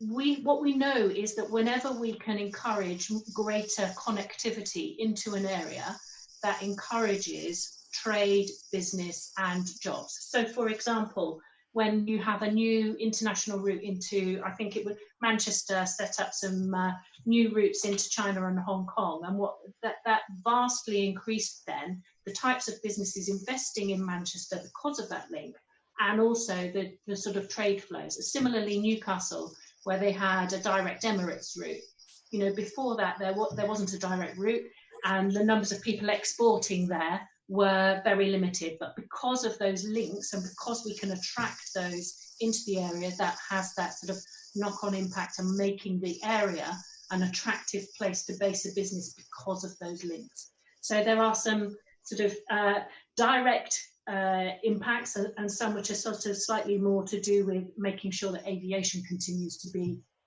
attractive in the UK. Thank you. That's very helpful. And one of the things I was going to ask you about was focusing in on that. And I was interested in how you may have a different advantages coming from an airport as opposed to a port, a seaport. And just outside of my constituency by about 50 yards is Oxford Airport, which is known as a major servicing centre for helicopters, but also as a major training centre worldwide for aircrew. And just using that as an example, simply because I'm familiar with it, I mean, I wonder whether that's the sort of area that you could look at, and that might have a different advantage. And I'm thinking particularly of the comments that you've just made with regards to, I think you were talking about skills and so on in the context of airports. Could you just address that in a bit more detail, please, so that I fully understand it? Yeah, and I think what you've highlighted on there is a great example, because we have lots of those types of niche areas around lots of our airports. And I think all of those could benefit from, the types of things that a Freeports could offer. The challenge that we have, of course, is that if you've only got 10, then not everybody can get it. And, some airports are competing with each other, but some of them, there would be a good case for, say, Oxford Airport, becoming a Freeport in its own right in order to promote that. Equally, somewhere like Norwich Airport, which will have similar sort of MRO type, how do you decide between the two? And, why don't you have both? So I think in the aviation context, we are keen to, understand why we're only having 10. if there are wider benefits that could be had, and they might be slightly different according to the airport. I suppose the other area where we are maybe slightly different, and I'm no expert on ports, so I don't claim that. What's really interesting at a lot of the commercial airports is that aviation is really big for freight. 40% of exports to the UK from the UK by value go by air. Heathrow is the biggest port by value in the UK. Most of that freight actually comes in and out on passenger flights. And so we're successful in freight because we are successful with passengers. And so that link between the two I think makes aviation slightly different in what it may need and what it can offer. It also makes, I think, some of the conditions that will be needed for Freeport slightly more challenging. So, if you are driving something based on freight, that belly hold freight helps support the commercialisation of a passenger route. The two on their own are very rarely commercially viable, so they support each other. If you drive one particular airport as a Freeport, based on freight, what does that mean? That they get more passenger flights that are taken away from other airports, for example? So there are some really important interactions that we would want to look at. Having said that, I think our view is that aviation has a key role to play and could, offer some real benefits in some of those models. And in particular, where you join it up with the region, if they've got a particular, if you look at the Freeport more in the sort of enterprise zone type model, then, if the LEP or the region has a particular sort of dynamic that it wants to play, and the airport can help facilitate that either by direct routes or by the types of niche businesses. So I think we have there's quite a lot of diversity in airports that, lends itself to Freeports if it's done in the right way. Thanks. You said a moment ago about, I think, worth the effect of that you'd like to see the government give a little bit more focused, specific thought as to how airports could benefit from this in particular. With mindfulness of everything you just said now, is there anything in particular that would help you have that confidence to really understand that airports are being thought of very much alongside ports for this initiative? Partly that just a bit more. I think what strikes us all the time when we read, in the consultation document, all of the examples are based around what could happen in a port, and it talks about the planning system for ports, and we're very envious of the Ports Maritime 2050 strategy. We don't have one for aviation. And similarly, sort of a national policy statement for all of the ports, which we don't have. So, I think it's just that because traditionally the models that exist have been more around seaports, it's not clear to us as airports how we can easily translate that. I think you can, and I'm sure government will be keen to do that, but I think at the moment the thinking is probably not progressed as well as it may be for the seaports or the maritime sector. Thank you. Well, with a very strong personal and constituency interest in aviation, that's something that maybe I can go away and explore, but thanks for your comments.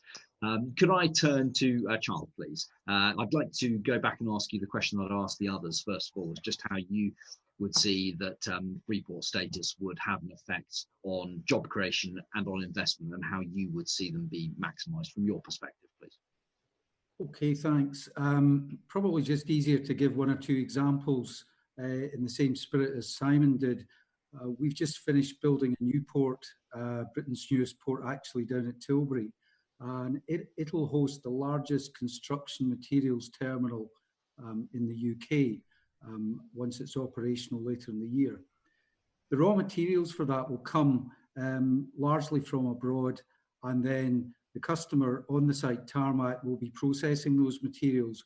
But what that development is already doing is it's creating interest from manufacturers abroad to co-locate facilities beside that facility, if you like. And the Freeport status is clearly going to be important in helping to realise that, not only in terms of local jobs, but investment and any advantages. One of the key things about our industry is the multiplier effect in jobs. So if I look at the whole industry, we're responsible for about 115,000 jobs, direct, indirect in the UK. Multiplier effect, and that's about 7 times. And that's probably true whether you talk about ABP or Forth Ports or Peel Ports or anybody else, or PD Ports. That's the effect we have. So we're great enablers of jobs. So the Freeport status for me is helping to capture added value for goods and supply chain resilience closer to the point at which the goods are coming in, and giving local people a much better chance of getting local jobs. I don't know if that answers your question. One other example, maybe give, just to go north of the border, we've created quite an interesting decommissioning cluster at Dundee. And at the moment, decommissioning tends to rely very much on the land side and the scrap industry, but there are a lot of components coming out of decommissioned rigs that can be remachined and re-engineered and then re-exported. And we're looking actively at whether that would be a possible use for Freeports as well. Thank you. You have also a unique perspective, perhaps for our purposes today, because up until the legislation expired in 2012, of course, Tilbury had a Freeport status, albeit a very different Freeport status, as I understand it, from what the government is proposing in these circumstances. But with that big caveat, and I accept it's a big caveat, could you just help us with what impact on jobs and investment there was from that earlier incarnation of Freeports? Well, to be quite honest about it, and I ran Tilbury for 7 of the years it was a Freeport. I think at the time the Freeport status was more about, as ports came out of the restrictive practices of the dock labour scheme, Freeports were just an additional example of saying it's much easier to do business and your cargo is going to be secure in those ports, if I'm really honest about it. So all it did at Tilbury was it helped a number of the panel products importers to defer duty, and there was a slight cash flow benefit. But I think there was a comment earlier in the panel about when the legislation stopped, what the rationale for it was, and I think the comment was made there wasn't any great benefit. And I would tend to agree with that. I mean, it helped us to reassure customers that their cargo was secure, and we have our own police force there as well. The cargo was traceable, and there was a small cash flow benefit for customers. But I don't really regard the Freeport status we had at Tilbury at the time as really comparable to what we're now talking about in the government consultation document. So you know, if we were returning to that, I would say it really wouldn't merit attention at all. Thank you. That's very, very helpful indeed in clearing that up. I appreciate it. Thank you, Chairman. Excellent, thank you. Turning to the other courteous Mick Whitley. Mick. Thank you, Chair. Good afternoon, panel. I'd like to ask this question. What is your assessment of the government's packages of measures for Freeports as outlined in its consultation? And now, Karen, please. Thank you.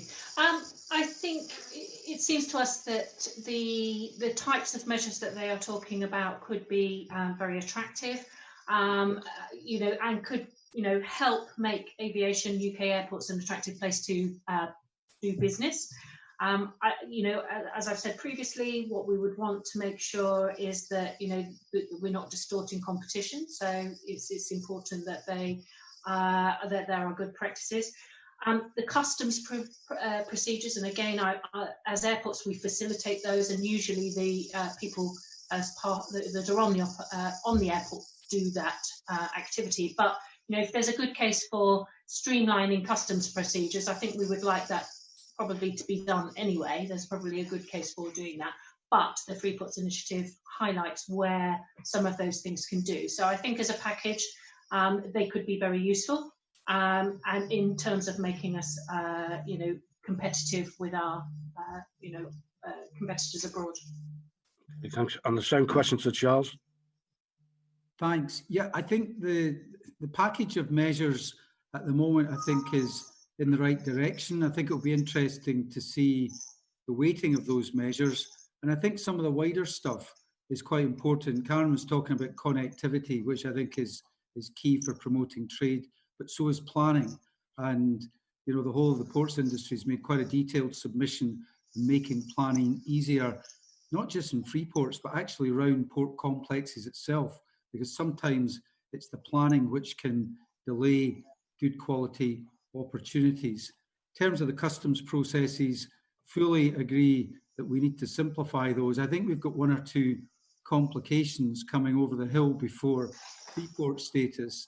And I think, you know, what's really important is the new customs system and the new processes following any form of Brexit or trade deal with the EU are made as simple as possible. And there's a level playing field with the support that organisations get with implementing them. Thanks, Jack. And finally to Simon. Thank you. I'd agree with the two previous speakers, and just pick on the issue of planning that Charles touched on. We obviously, as ports, we have the interface with marine planning as well as terrestrial planning, and I think it was Alex in the previous session was talking about how can we make that better.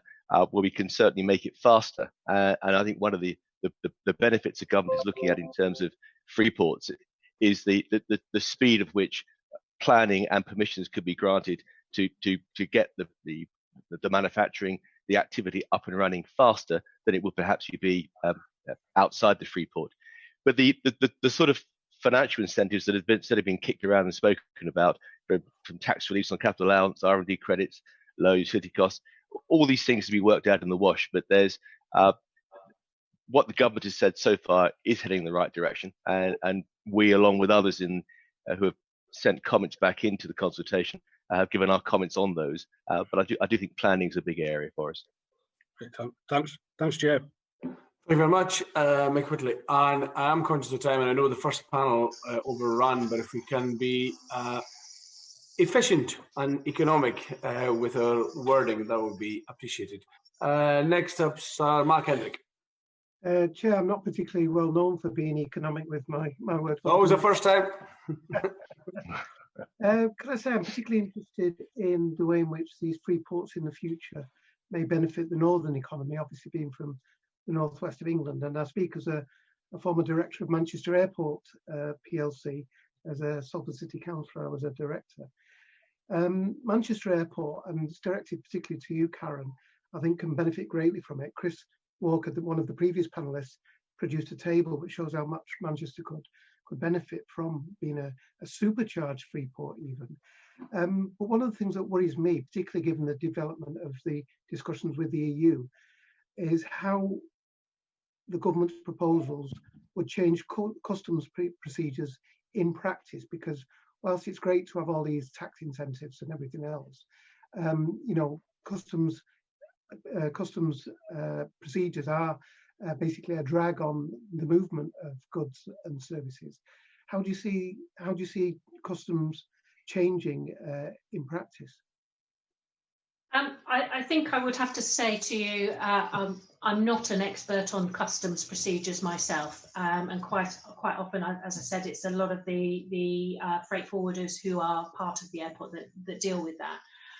But it is clear to us from the conversations I have had that the customs procedures and the customs technology can be very challenging on an airport site, and very heavy in terms of paper, and sometimes repeat declarations, for example. So anything that we can do to streamline that process will be good for all businesses. So as part of my view is that what they're proposing as part of the Freeports will be great as part of the Freeport, but it ought to be something that the government is focused on anyway for the rest of the sort of freight industry more widely.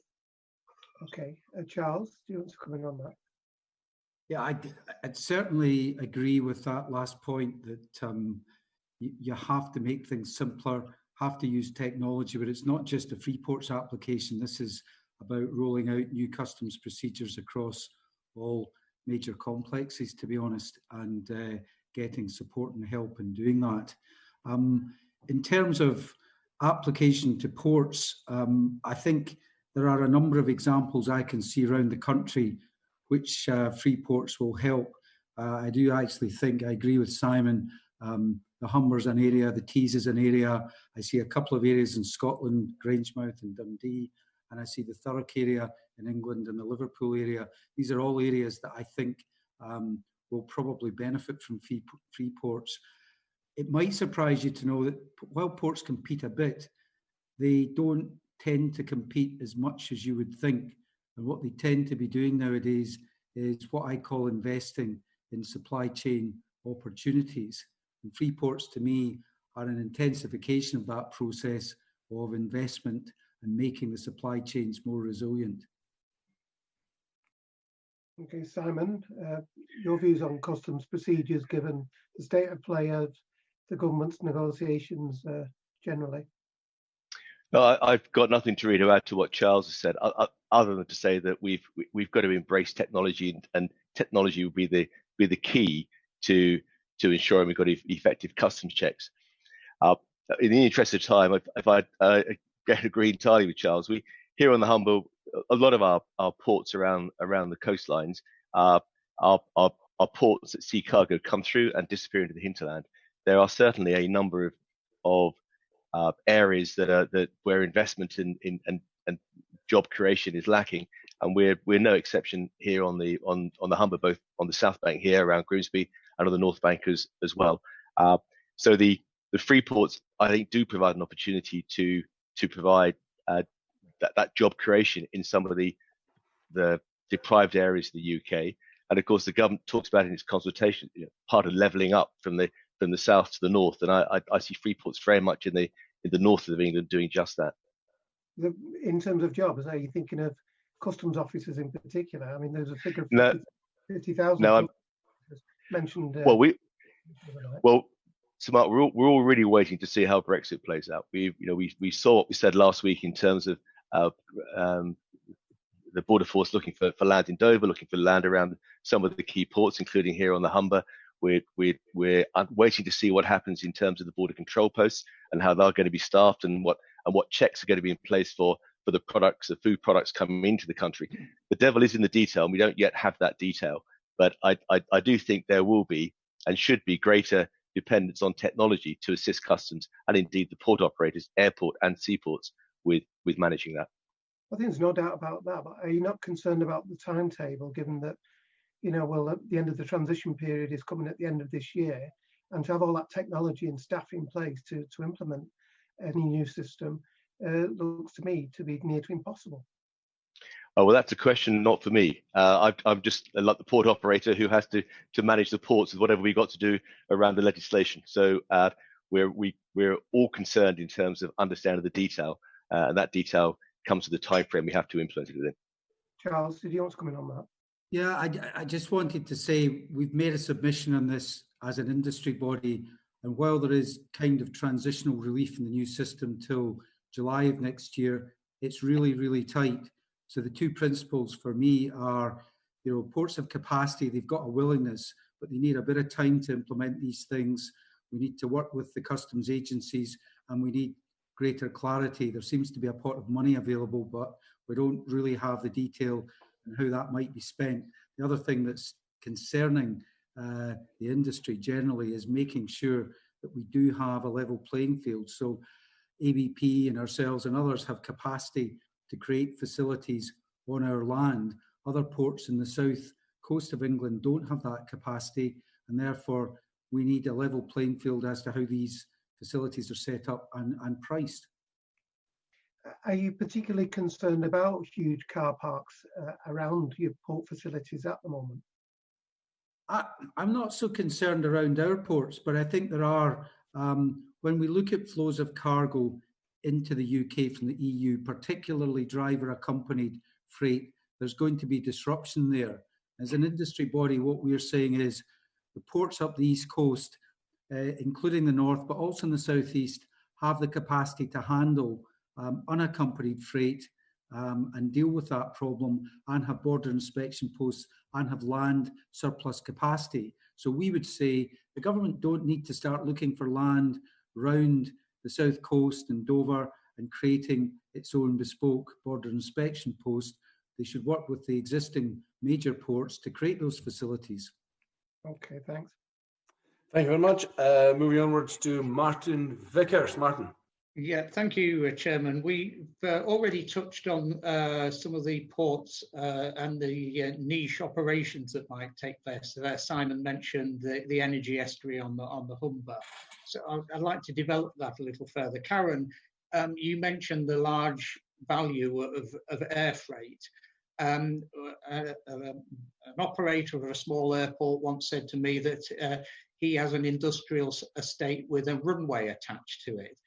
Do you see that runway being actually used more effectively for developing innovation at, which is one of the planks of the sort of main aims of the government's consultation? Do you see the possibility of some of the smaller airports developing innovation and skills units, perhaps in high-value products like pharmaceuticals and so on? Yeah, absolutely. I think that, you know, there's all kinds of opportunities out there for, depending on the type of airport and where they are. And, you know, not all airports are capacity constrained, as you say, with their runways. So but what they all have is that they need to encourage the flights in the first place. And just in terms of the types of innovation, you know, there's huge programs, very good work planned about sustainability in aviation, on future flight, on different types of aircraft, on different types of fuels. So I think there are lots of opportunities where the UK could take a lead and could invest in these types of businesses, which actually would have a very natural fit within an airport environment. So, you know, Freeports could be a good opportunity to sort of bring forward some of that. You know, obviously, if you're a different type of commercial airport, then your niche activities may be different. So, and I think that's why, you know, we, particularly in airports, a one-size-fits-all approach to Freeports doesn't really apply to airports, because they're all very different in their nature, in their locations, and the types of businesses that are already there who could benefit from, you know, further investment. So I think we'd like to see some flexibility in the bidding process and you know, the kind of framework that the government comes forward with, so that you know, airports or, you know, collaborative, you know, if it's in collaboration with the local authority, or even with a port, for example, there's no reason why you couldn't have an airport and a port working together. You know, we think that there should be, government should keep it fairly flexible to get the most and to encourage some, you know, forward thinking from ports and airports and businesses as to how we could make the most of this sort of initiative. Thank you. Simon, you mentioned earlier the offshore energy sector, which I'm well aware of course, is crucial to the Humber ports.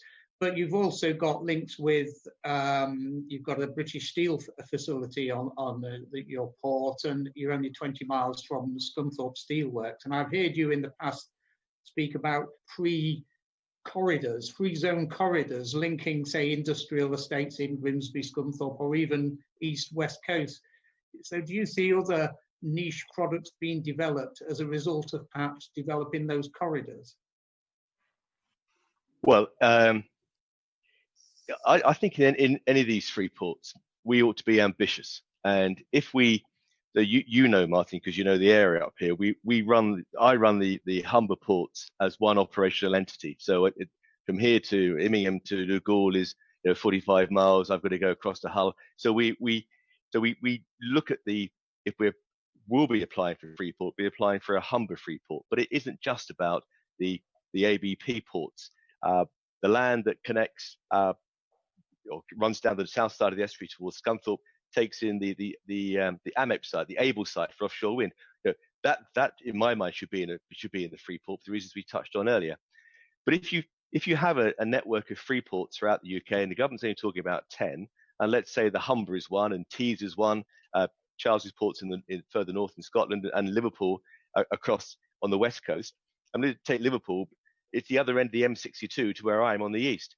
If there are components coming into Liverpool or coming into the Humber that need to go to a manufacturing site in the other Freeport, then why not let those components move under the same Freeport status that exists in the ports are going to?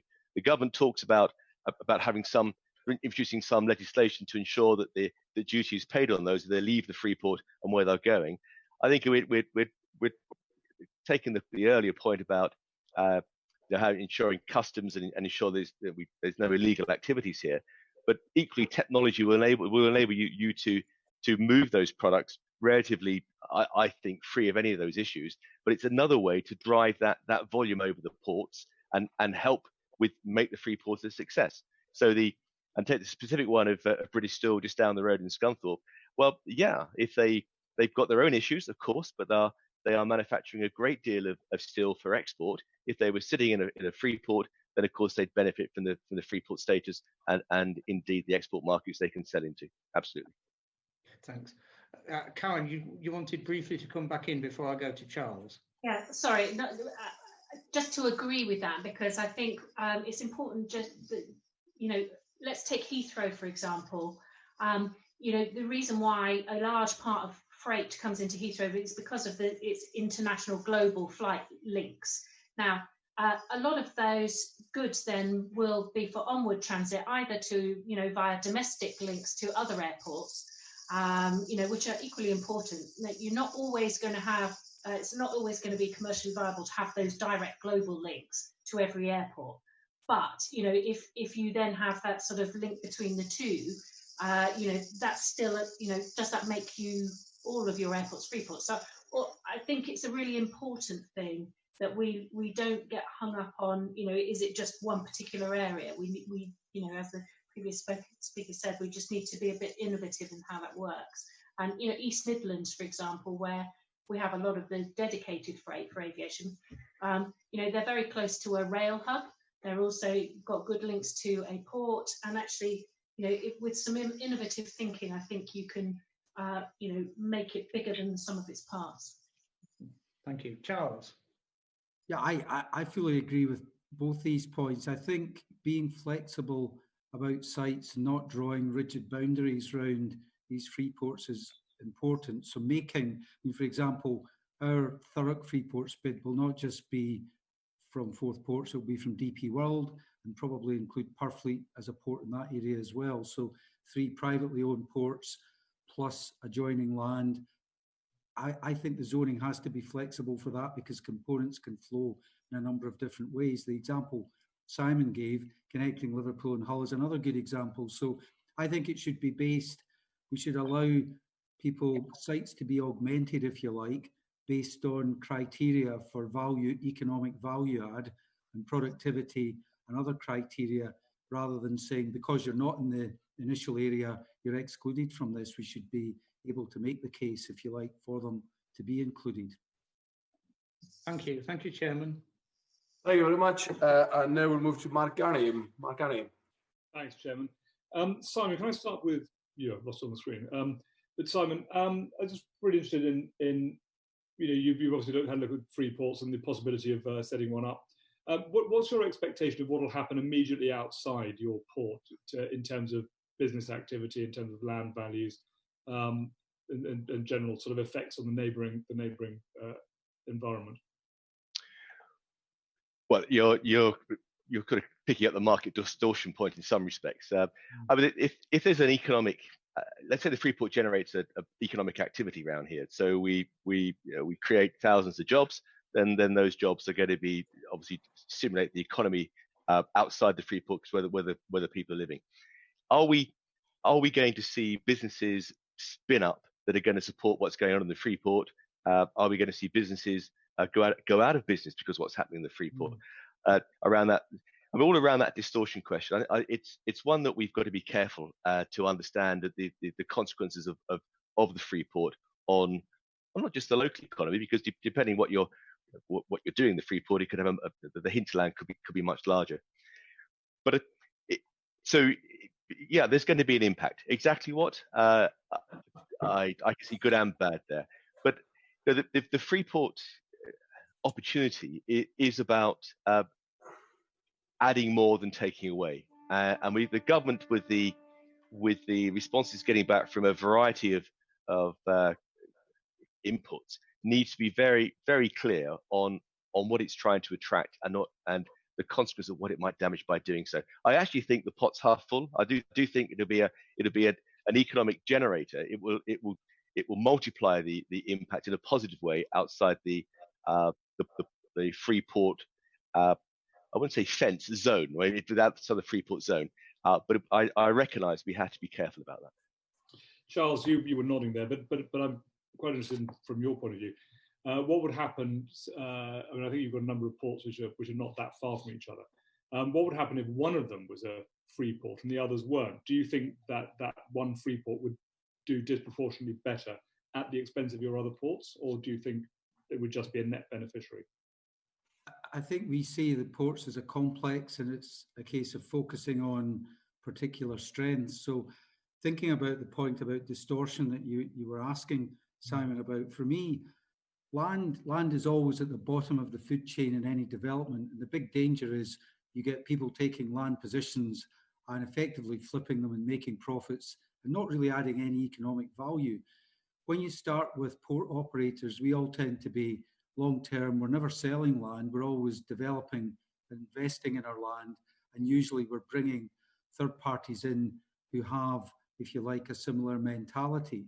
So I don't necessarily see a Freeport zone distorting land values as such, especially when you look at the incentives for creating jobs will all require private investment before long-term value can be created. So I don't see the market distortion point. I also see the point of playing to strengths. For example, Grangemouth has strengths in being Scotland's only refinery, and will have to transition into new products in a decarbonisation agenda, whereas Dundee has strengths in emerging industries like decommissioning and offshore wind, and Tilbury has strength in a number of commodities, particularly in resilience and logistics. So ports tend to have their own characteristics. I wouldn't be as concerned about market distortion in the Freeports proposal. Amongst the ports specifically? Yeah. Yeah, okay. Karen, you've got very, very different dynamics going on with airports for quite complex reasons. But have you had a thought about what the effects would be if one of your airports was turned into a Freeport nearby? And I think it depends on what is the nature and the package of the Freeport, how it turns out to be. There are some elements that which we would have to be really careful about. As I said before, if there's an airline is encouraged to switch a flight from one airport to another because it can bring the belly hold freight in and it attracts less taxation, then clearly there is potential there for some distortion.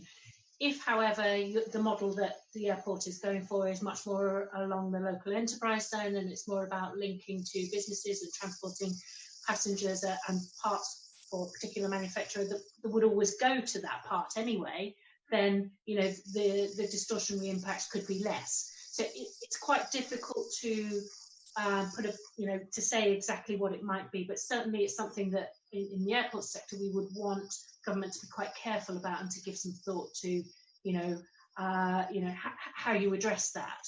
And that's why we say, well, don't just limit it to 10. Go for something wherever you can demonstrate that there is a positive economic regenerative impact. Then why not? Because I think our view is that it should be beneficial in terms of revenues for the Treasury rather than cost, if you see what I mean. So if this is all about driving trade and driving the economy, then it should be delivering positives rather than negatives. Brilliant, thank you very much. Angus, back to you. Thank you very much, Mark Carney. And maybe put the Emily Meatless strain on people. Now, if we can imagine, we've got about 30-40 seconds to answer questions just because of our timing. Moving on to Matt Western. Matt. Thank you, Chair. Perhaps I can just ask this question to Simon Bird, because of the constraints of time. We heard from the previous panel just about the issue of reputation in terms of the sector of free ports, and particularly when it comes to smuggling or illicit trade.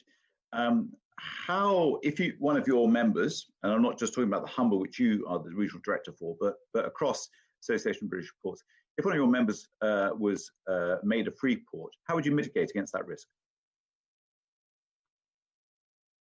Well, we'd have to ensure we had adequate security and adequate checks in there and working with the police and the National Crime Agency ensure we had the right protection there to minimise and prevent that happening. I mean, it is a fact of life. There is organised crime throughout the UK, and the ports are no exception to that.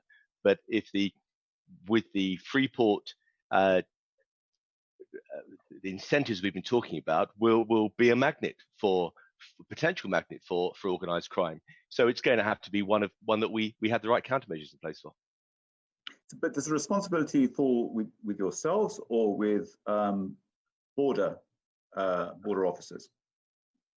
Well, it's our port. So assuming it's in the port, it's ABP's responsibility. But I work very closely, and I'm sure Charles does too, very closely, and my port managers very closely with the local police and the National Crime Agency as well, which it's a very close relationship. Okay, thank you, Chair. Thank you. Just a brief point there, Simon. Would you the last panel said something about not having alcohol, tobacco, or expensive arts going through the port. Any brief comment on that? That's not really our interest. Our interest is throughput. It's cargo in, cargo out. I'm certainly not interested in storing expensive pieces of art. Fair enough. Thank you. Mark Menzies. Great. Thanks, Chair. And again, in the interest of time, if I focus this question to Karen and then to Charles, the government has said credible Freeport locations could involve collaboration between ports located in close proximity or different modes of ports. Do you agree, and would you and your members consider being part of collaborative bids of this kind?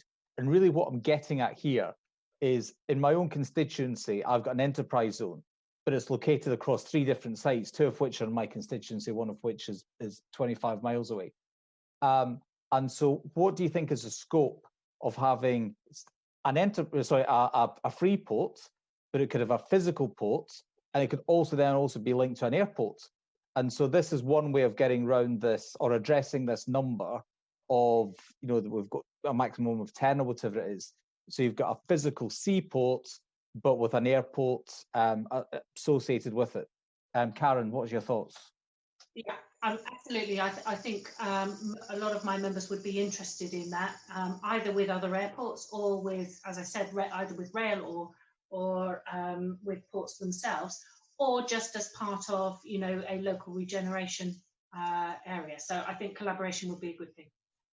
Great, thank you. And Charles? I totally agree. I mean, one of our bids is going to be a collaborative bid in Freeports and Thurrock. So for sure, I think that's important. One of the points, I'll just add this point briefly, that when we talk about levelling up, in my view, we shouldn't just be talking about the north. We should be talking about areas of deprivation wherever they are. And I use Thurrock as a good example of an area of deprivation in the southeast. So it's important just to remember that it's not just geographic in the northeast or the northwest. That's great. Thanks very much. Thank you. Thank you. Good point. Well made. Moving on to Paul Girvin. Paul. Thank you, Chair.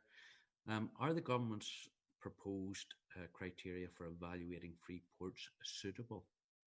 And that's really probably to Charles.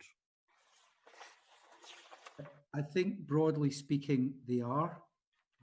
What will be important is, first of all, the transparency of the bids and the data that accompany the bids, and then the weighting that's given to each of the different factors in terms of regeneration, global trade and investment, innovation. So making the criteria and the weighting of the criteria important, and then adding to that the procedures and the governance that goes with it. So I think the template has the potential to do that, but it needs to be developed. And just, could Karen maybe come in on that, just in relation to airports? Yeah, I mean, I think it's not clear yet quite which type of bid will win out, because I think we're keen to see more about which types of objectives the government wants to have, because they're not always going to all be achievable in the same way. So rather, like Charles said about weighting, a bid that is primarily aimed at regeneration could be very different to one that is primarily aimed at the economy and trade. So I think what businesses will want is to understand how government is going to evaluate those. Simon, have you anything to contribute on that point? Dave's agreeing with everybody on this one, but I think the government's going to get back an awful lot of applications for Freeports, which makes that selection criteria really critical and transparent. So we can, when they come up with their 10 Freeports, whether 10 is the right number, because Karen made the point there could be 50 applicants, well, it could be more than that. But however they determine it, it's going to have to be transparent, and we all need to understand why those 10 have been selected. And do you believe that there should be a regional reference made to that as well? And I'm talking about, you've made reference, and Charles, probably from the Scottish perspective, from a Northern Ireland perspective, you know, we all need to be what we should put it, a rising tide floats all ships, and we like to be involved. A good metaphor. Yes. Yeah. Yes, indeed. Hi. Well, look, if you look at the objectives, they talk about national hubs. So national if you're looking for, to use that awful expression, bang for your buck, then you've got to go for scale. I would say on where I am on the Humber, it's the biggest port complex in the UK. You're going to get scale. But there will be equally strong cases, I'm sure, from Tees, and I'm sure from over in Liverpool. And as Charles said, down in Thurrock and the southeast, they're going to be some very strong cases coming forward. We all look forward to being involved in giving our ideas in terms of how that selection criteria is made. But I do think transparency is key to it. Thank you. Thank you, Chair. And finally, to launch the lifeboat for Freeports, Martin Vickers. Well, you can't turn a small port into a large port just by giving it Freeport status. So the criteria, as we've just been talking about, is going to be crucial. Do you think that, from what you know of the situation at the moment, that the small ports are actually going to have a chance? And do you think that would be particularly valuable? Charles? I think they will have a chance. I think scale probably is important to kick this thing off. But I think what's also important is you may have a small port in an area of extreme deprivation, and we're about to hit a situation where we're going to have much more unemployment in this country. So where you can alleviate that disproportionately in the area, I think that has to be considered as well. Thanks, yeah. Perhaps Simon would like to have the last word. It'd be remiss of me not to allow him that, wouldn't it? Well, it's very kind, Martin. But on that particular point, we will be coming back with a Humber bid. So the 4 ports on the Humber, but also I think the airport will be included at Humberside Airport, and probably some of the wharfs further up in the Trent and the Ouse. But maybe it would be wrong to ignore the smaller ports. So perhaps, again, as part of this consultation, maybe there are the 10 major free ports, and perhaps there's an argument for having something addressed specifically for the smaller ports, which have the right criteria around them, which lend themselves support the specific issues the smaller ports have. But to sort of end where we started, I think it's a great opportunity, and the port sector, certainly ABP and wider in the UK, is up for working for government to develop the concept. Well, the chairman will always have the last word, of course. Well, I was only to say that the advocate for Immingham, it was no surprise who he gave the last word to on the witness panel. Witnesses on the panel, can I thank you all very much? And we got through that in just over an hour, so I appreciate our acceleration there towards the end. I hope there's nothing you missed out. If there's anything you want to send in and you feel courtesy later, please do send it in as written evidence. Colleagues, panel, can I wish you all a very good afternoon, and thank you all. Order, order.